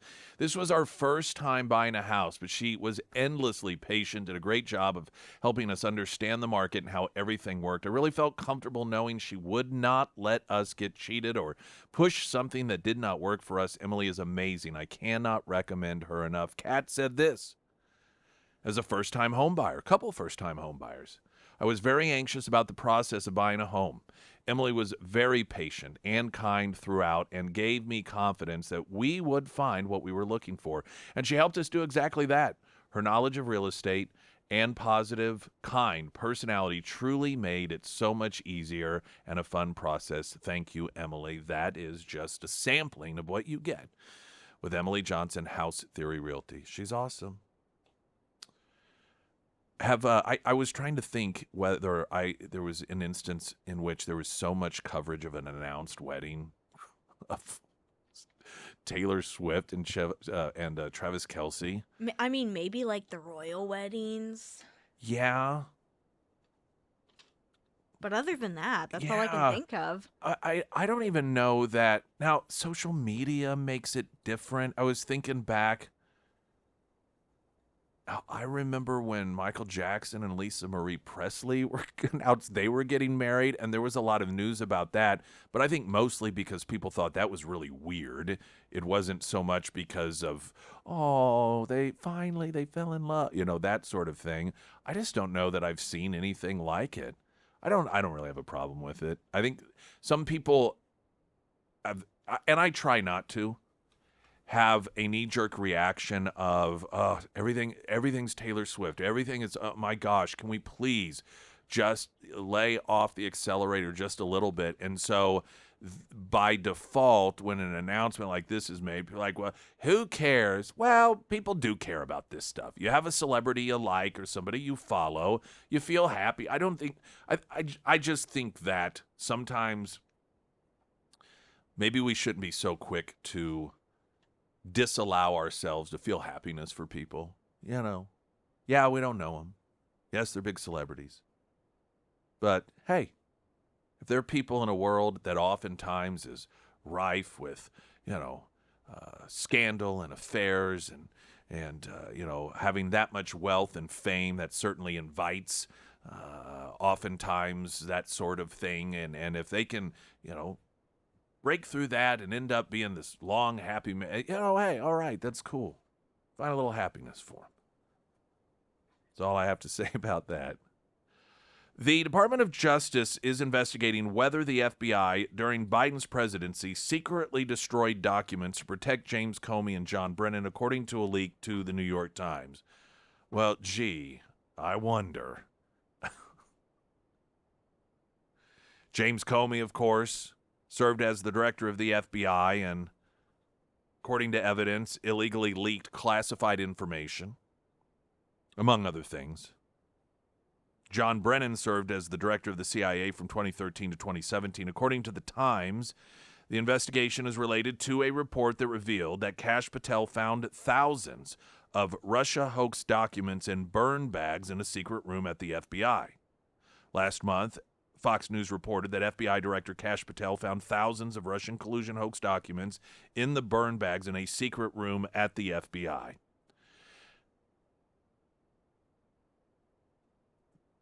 There's a part of this that perhaps is incidental, but I am curious about.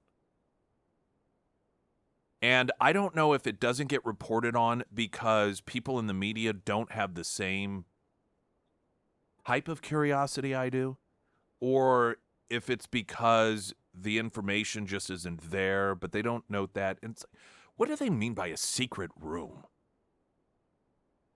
What does that mean? And I'm not being facetious when I say that. I don't know what that means. It's like literally, you think of, here's a bookcase and you pull out a certain book, That's literally what I was thinking over here. But they keep referring to it as that, and I'm just like, if I'm a journalist, and obviously that's verbiage that has been used by Kash Patel or somebody, that we found it in a secret room. I think I've heard, probably Bongino and some others have mentioned it. What does that mean? What? And what is this secret room for? Can you clarify?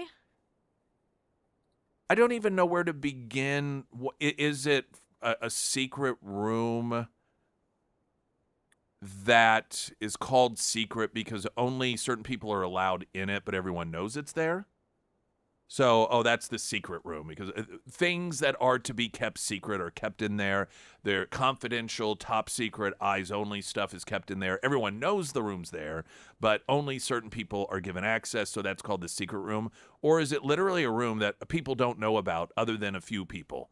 Like, I thought that vending machine was just a vending machine. You tell me if you buy an Almond Joy, then all of a sudden it swivels open and then there's this long dark hallway to a secret room. I want to know what that means, secret room.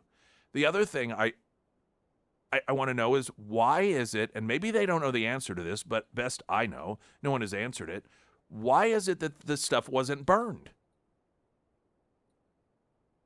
These are burn bags, and the intention of the burn bags is to get rid of evidence, or get rid of paperwork, and so not necessarily for nefarious reasons, but you get these like shredding events around Springfield. I don't know if those are still done or not, but where if you have old IRS paperwork or old bills past a certain age that may have personal information you don't want bad guys to get a hold of because they could steal your identity, and then you go and then they shred it for free.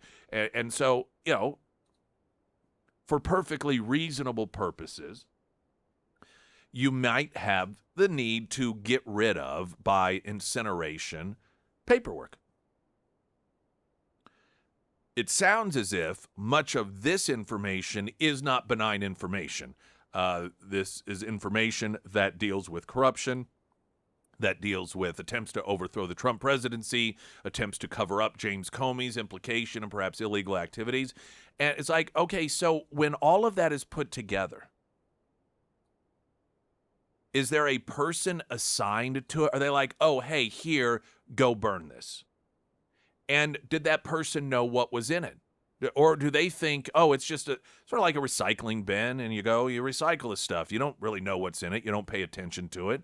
And is there? These are just the weird things that I think about, because I wonder how this plays out. Is this a weekly thing in which on a weekly basis there's somebody assigned to go to this particular place, and okay, there are going to be burn bags in there. Sometimes there's one, sometimes there's none, sometimes there's 20, and your job is to take it to this incinerator and burn it. Or is it somebody who knows, oh, this is stuff this we have to get rid of. There are things in here that are very scandalous, and so go burn it. If it's the first one, why didn't they do it? If it's the second one, why didn't they do it? If they knew stuff was in there. I want to know, obviously, what is in the information that reveals these potential or alleged illegal activities. But there's just so many links in the chain that nobody in the media seems to be curious about, because they're not asking about it. And if they are asking about it, but they're being told we can't reveal that right now, I'd like to at least know that.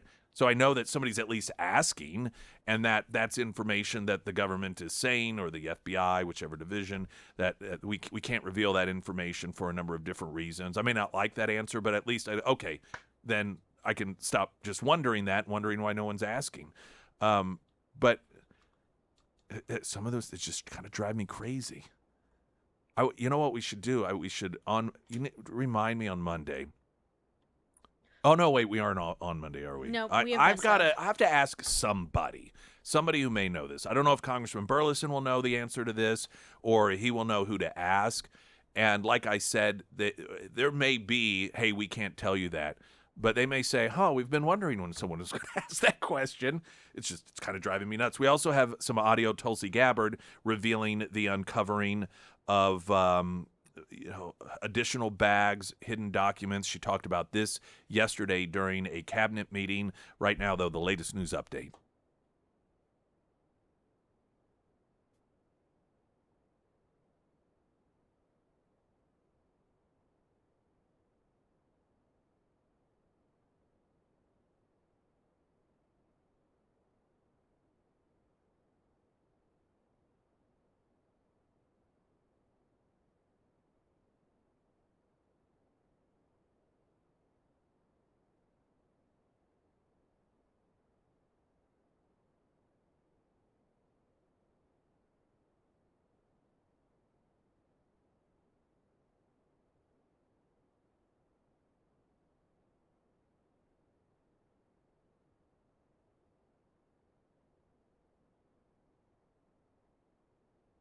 And the first alert forecast from Ozarks First meteorologist Tom Schmidt, sponsored by St. Clair of the Ozarks Home Improvements. Today we'll see mostly cloudy skies with a high near 81. Tonight, a 70% chance of showers with a low around 60. For your Thursday, a 90% chance of showers throughout the day with a high near 70. And let's look at Friday, mostly sunny with a high near 79.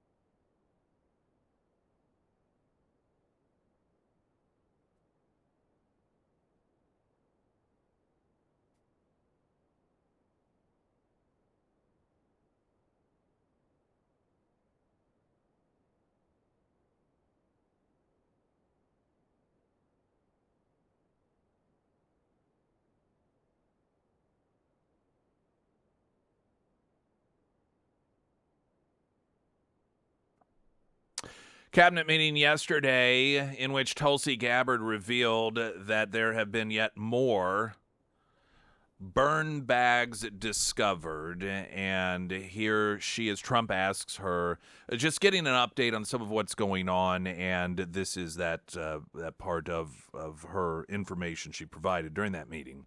And you've also found many bags of information. I think they call them burn bags. They're supposed to be burned and they didn't get burned, having to do with how corrupt the 2020 election was. And when will that all come out?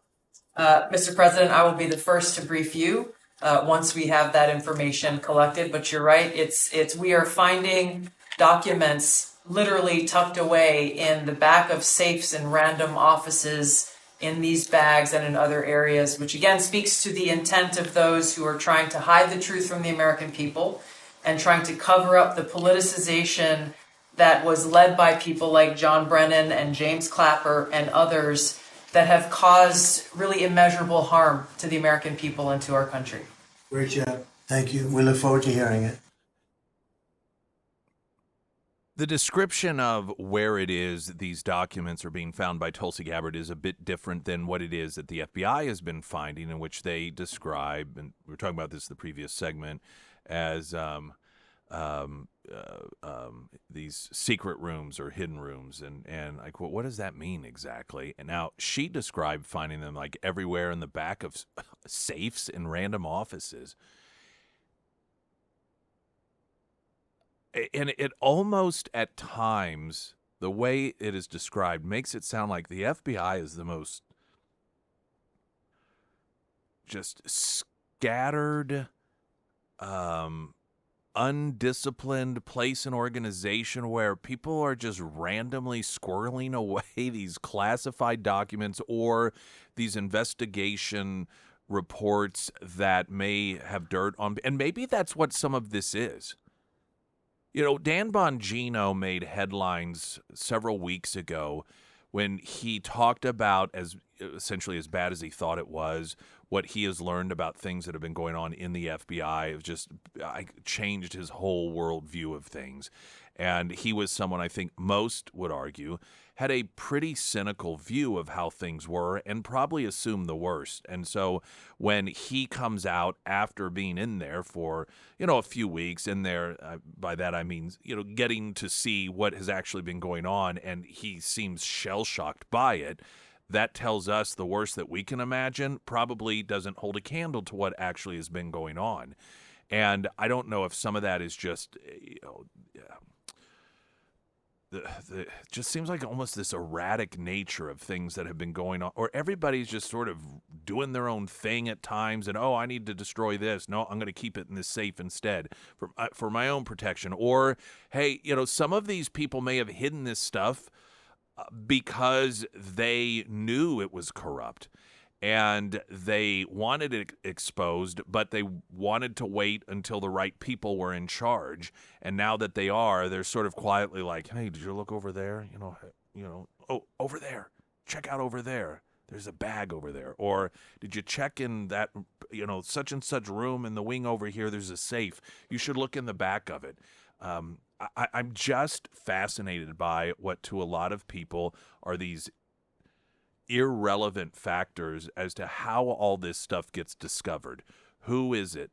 And we do hear that there are whistleblowers increasingly that are providing a lot of this information, and I'm wondering if that's where some of this information is coming from, if that's where the revelations of burn bags and documents hidden in the back of safes and random rooms, if it's the whistleblowers that, that could be in line with the description.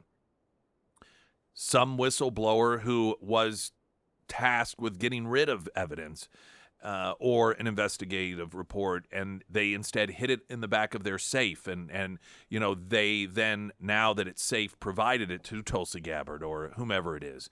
And that would fit a description of they're being found in the back of safes, and perhaps wording that's a little misleading, but I don't know. Like I said, most people who cares? What difference does it make? It's just one of those things that I find to be very interesting and curious. Coming up, this week has been a week of the Democratic National Committee having this summer meeting that increasingly is being recognized as something they probably should have done behind closed doors, because they are doubling down on what causes the American people to reject them and continuing to demonstrate that they are so out of step with what is important, and not just out of step, but in the opposite direction. I mean, just completely contrary to what is important to a lot of other Americans. And one Democrat, what is his position? Not an activist, but he was influential within the party, and he's pulled away a little bit, and he has described what he has seen going on this week. His hands are in the air. He does not know what to do. His party is insane. That audio next. I'm Nick Reed.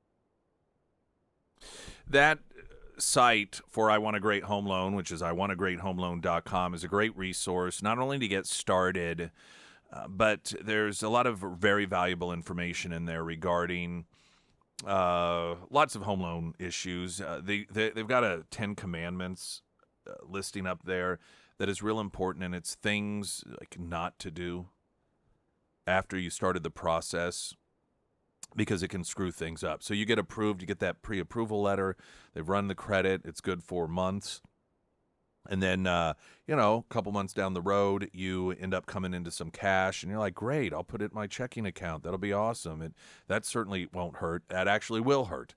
That can cause everything to be thrown out the window, and you have to restart. It can cause problems.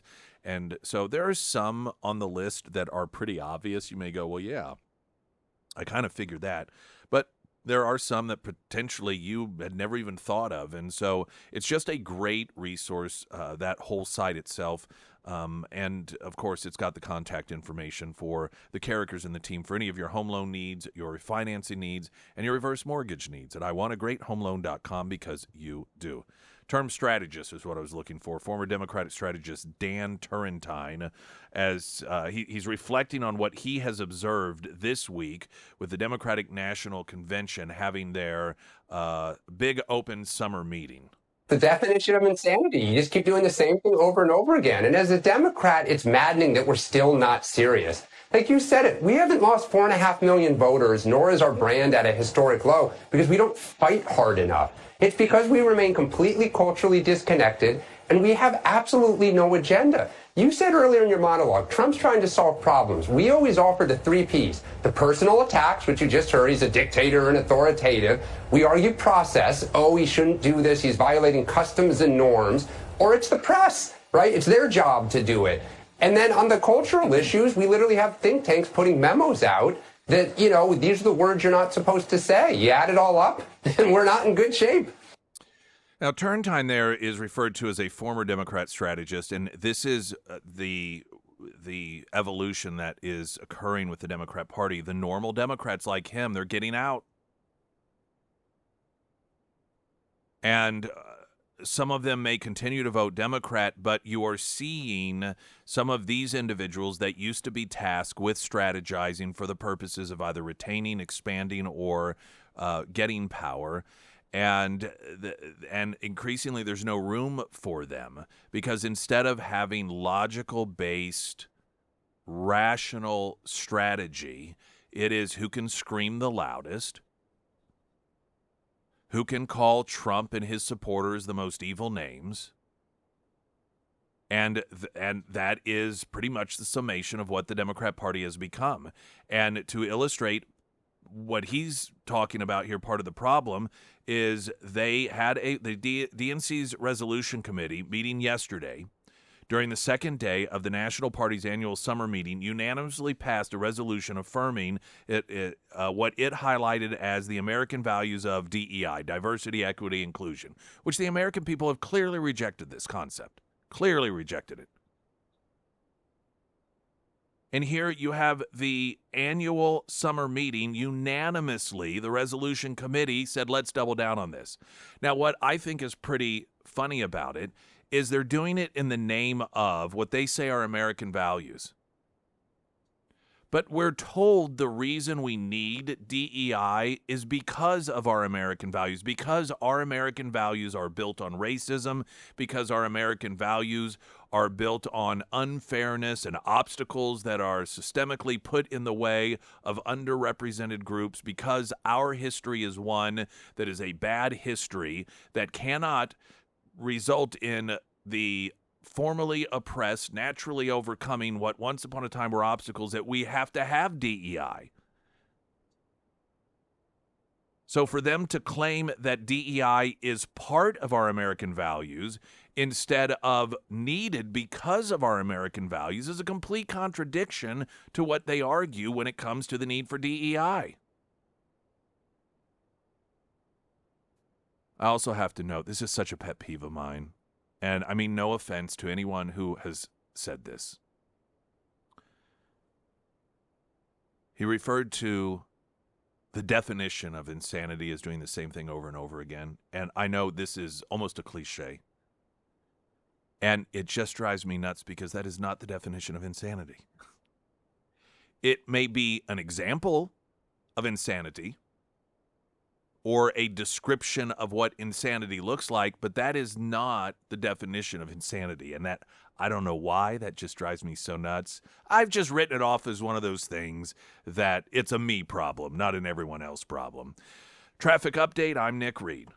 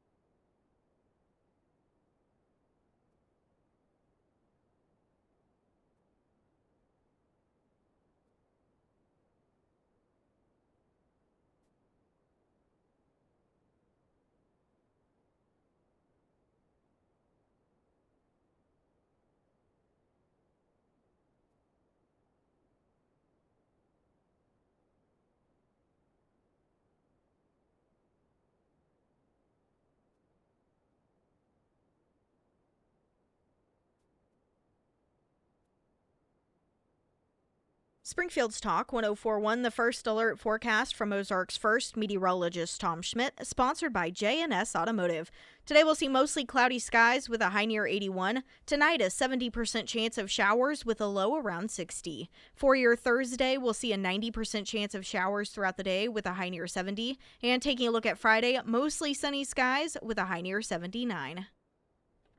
I'm reading a report that Axios released not long ago that Democrats are weighing a mini convention before the 2026 midterms. So this would be, to some degree, replicating the big convention that occurs before a presidential election where, you have the official nomination process. Well, it's supposed to take place, of course. We know the last Democratic National Convention that whole thing was just show. It was irrelevant because they had already decided ahead of time Kamala Harris was going to be the nominee prior to the convention. But that it would be similar to that in terms of presentation, though you don't obviously have a nomination process as part of that. Though I suppose they could.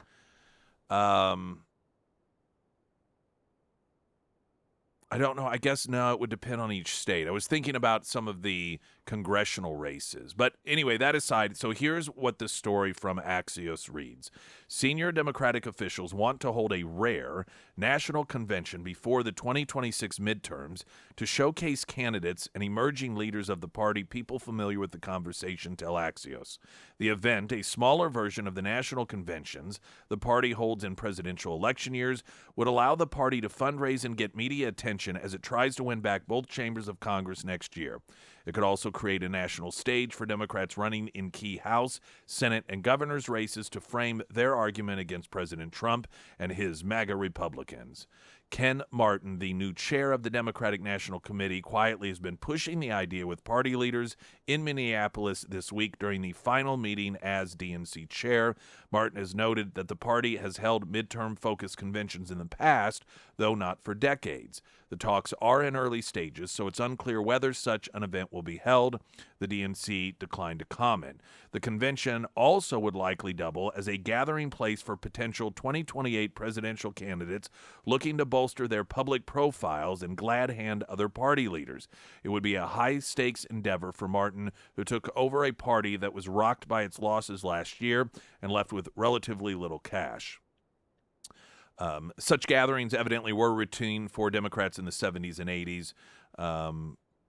But, of course, it's much different now with the internet, and so the availability of people to watch would be more widespread than it was once upon a time. I'm not even sure if those midterm conventions were televised back in the 70s when the Democrats held them. But this is interesting, and it's hard any longer to predict what Democrats are thinking when they talk about doing things like this. It used to be much easier to predict because, frankly, Democrats were rational up through the 90s. Now, they weren't rational in terms of their policies, but they were rational in terms of elections, in terms of marketing, in terms of how it is to best approach issues, how to best market ourselves. And so if you had a pretty good idea of what worked and what didn't work, and Democrats were making some sort of move, you could be like, well, they're thinking this.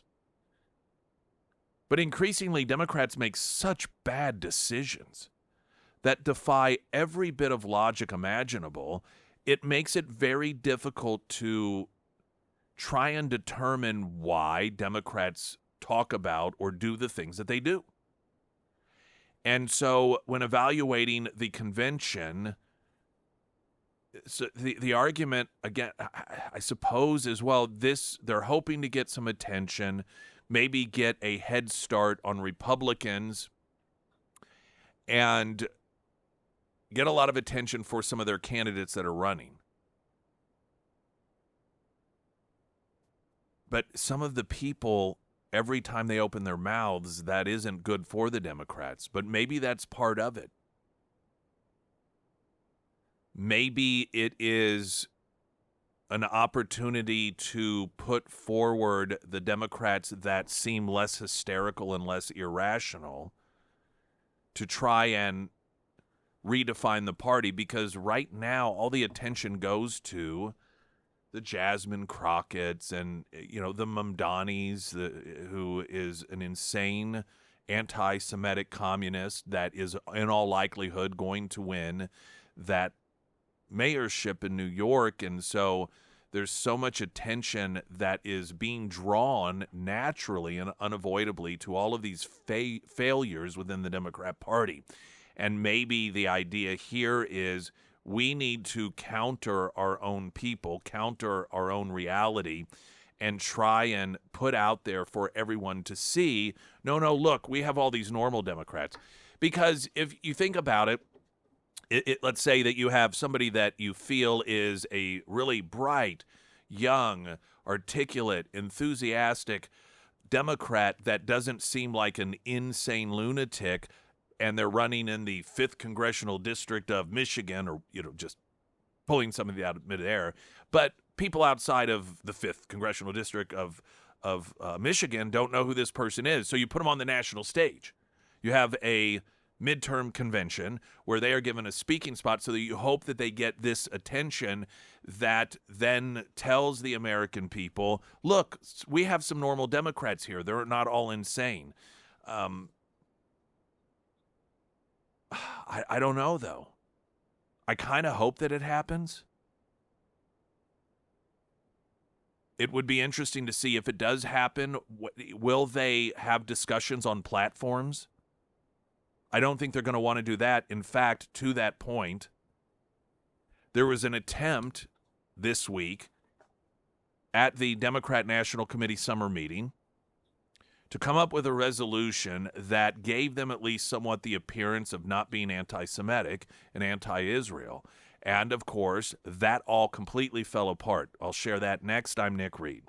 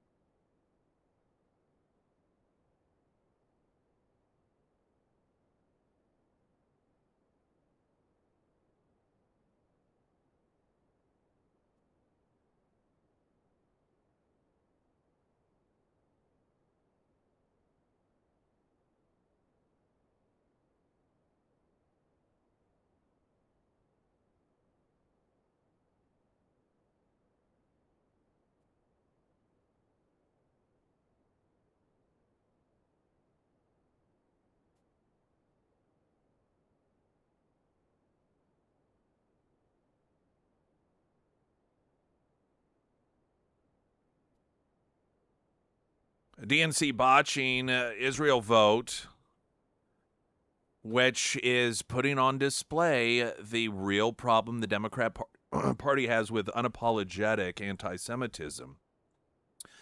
And there were two different resolutions that were submitted.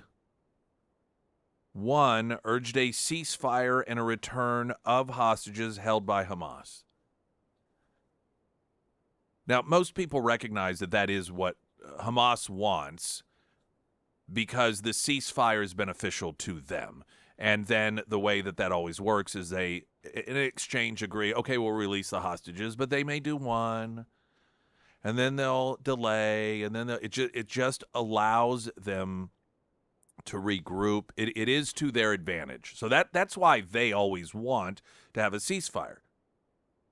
And that's why the people who are pro-Hamas want a ceasefire. But to the general public, the outcome, it sounds good, right? Oh, they stop fighting and the hostages get released. Who'd be against that? So that was what was put there as a resolution to vote on. Well, here comes the more active wing of the Democrat Party. Says, no, that's not enough. We want to vote on a resolution that commits to the suspension of any and all military aid to Israel and Hamas be given their own country. So in other words, reward the terrorists by giving them their own land. Rather than debate it, the chair of, or the head of the DNC was like, you know what, let's just not deal with this now. We'll deal with this another time.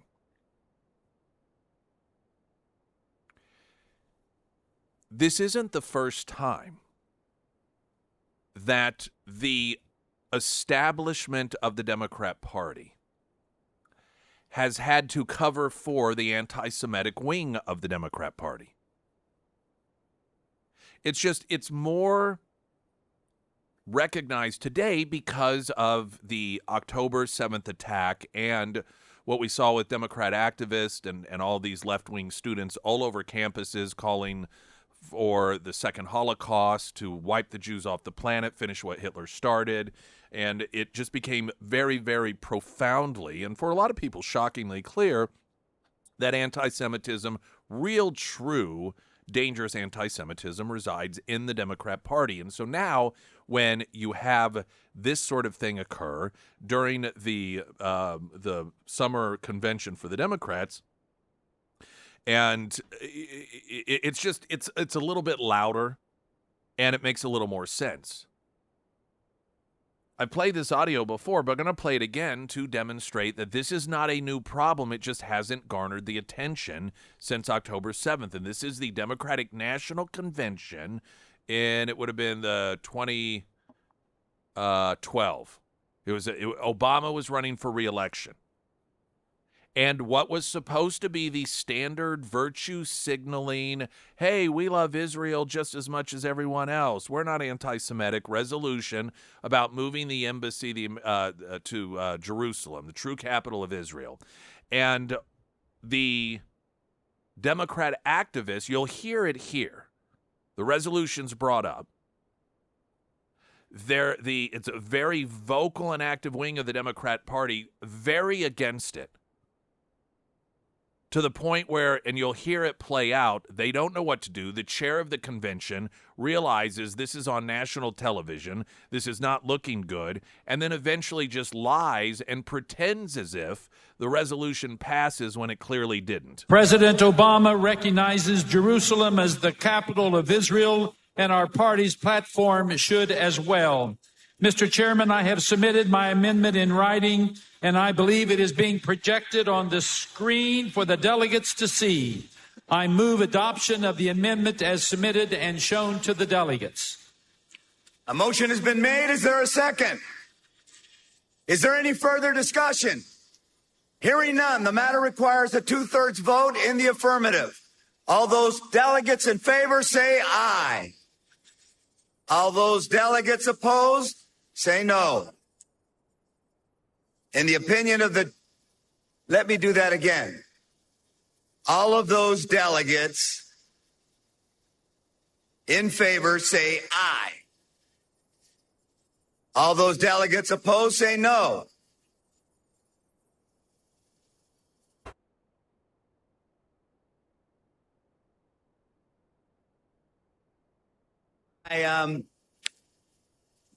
I guess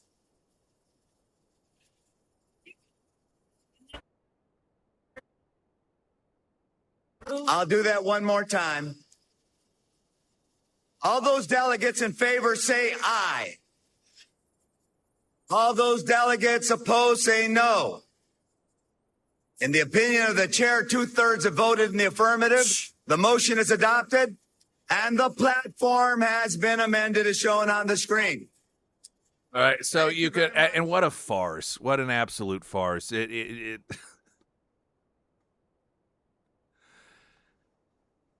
That's 2012,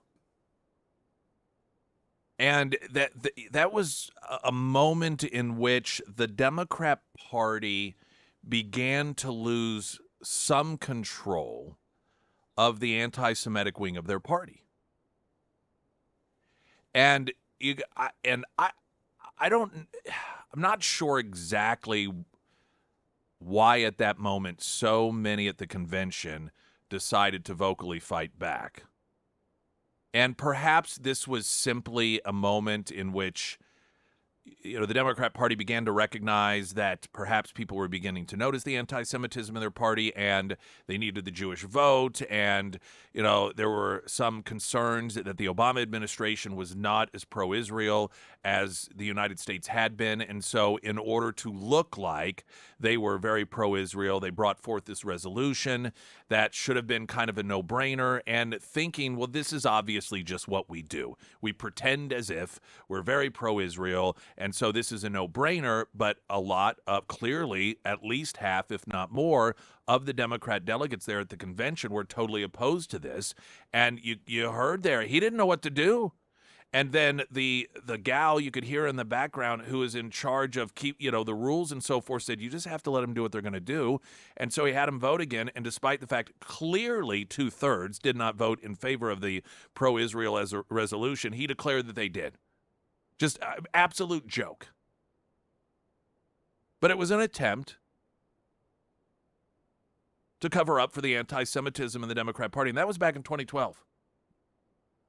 Just October 7th, got the left wing very, very excited and got them, very emboldened when they saw what they felt needed to occur, when they saw the evil oppressors of Israel get what they finally had coming to them, and it unleashed them, which we saw on college campuses and a number of other places, but really college campuses across this country. And so it shouldn't be a surprise that at the convention yesterday, during their summer convention, they had to shut down discussion about how it is to deal with Israel because the emboldenment of anti-Semites in the Democrat Party is something that they are getting less and less able to control.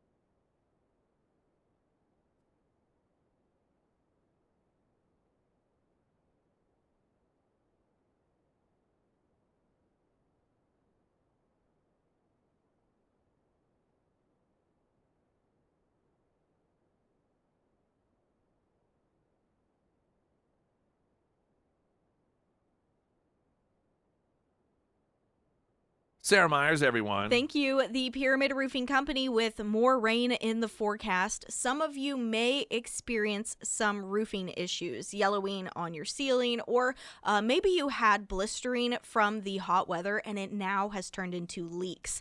If you experience any type of roofing issues, I want to recommend Josh and his team over at the Pyramid Roofing Company. From residential to commercial to even metal roofing, the Pyramid team, they do it all. They also offer free roof inspections where they do a very thorough check around your skylights, your chimney, your vents, and they even get inside of your attic and do an inspection of your decking as well. My favorite part about the Pyramid team is they are not high pressure. They're not going to hold you hostage and do a 2-hour-long presentation on why you need to hire them. They will be upfront about the work that needs to be done, and then they'll get y'all taken care of. It's as simple as that. So if it is time to have the Pyramid team out to your home, reach out to Josh today. You can find all of the contact information for the Pyramid Roofing Company under the Sarah's Endorsements tab at ksgf.com. On my Nick Reed Facebook page, the video of the completed project that was done by Hunter Hardscapes and our outdoor living space. And I mean, every day, I know I keep saying this, but our backyard went from a place that I just mowed, and that was the only time I was out there, to where every single afternoon, evening thus far, we've sit out there. My wife, she goes out, she cuts flowers, we listen to some music, and as I've noted, that's the sort of thing before where you get into your routines and you end up kind of doing your own thing around the house, and sometimes you're in separate houses, and it just really has made a huge difference. And the girl child came out for a while and hung with us last night, and at a time when it's so easy to be distracted by so many things and not have that good old-fashioned sit around together and chat family time, to have an outdoor living space, it just makes it happen and invites it. It's a great thing, and Hunter Hardscapes Outdoor, tremendous job. So you can see that particular project on my Facebook page, Nick Reed, and then, of course, many of their other projects and reviews on their site, which is hunterhardscapes.com, and also under Nick's endorsements at ksgf.com. I don't know if some of you remember, we had talked about a Republican primary candidate. Was it state treasurer that she had run, Valentina Gomez. I can't remember. And she got a lot of national attention because she was very unapologetic in a lot of her views, like among other things, declaring in America you can be anything you want, so don't be weak and gay. And Missouri Secretary of State. Oh, it was Secretary of State. Well, she's running for Congress down in Texas, and she has made some postings basically telling people that, well, quote, your daughters will be raped and your sons beheaded unless we stop Islam once and for all. America's a Christian nation, so those terrorist Muslims can F off to any of the 57 Muslim nations. There's only one true God, and that is the God of Israel. And anyway, so there's a number of different headlines, obviously. One is MAGA candidate sparks backlash after burning Quran and promising to end Islam in Texas. And I would just note, compare and contrast. Not an endorsement of what she says, but a lot of the people who declare that she should even be in prison for inciting such hateful speech, when, again, college campuses, left-wingers were calling for the elimination of Jews from the river to the sea, we were told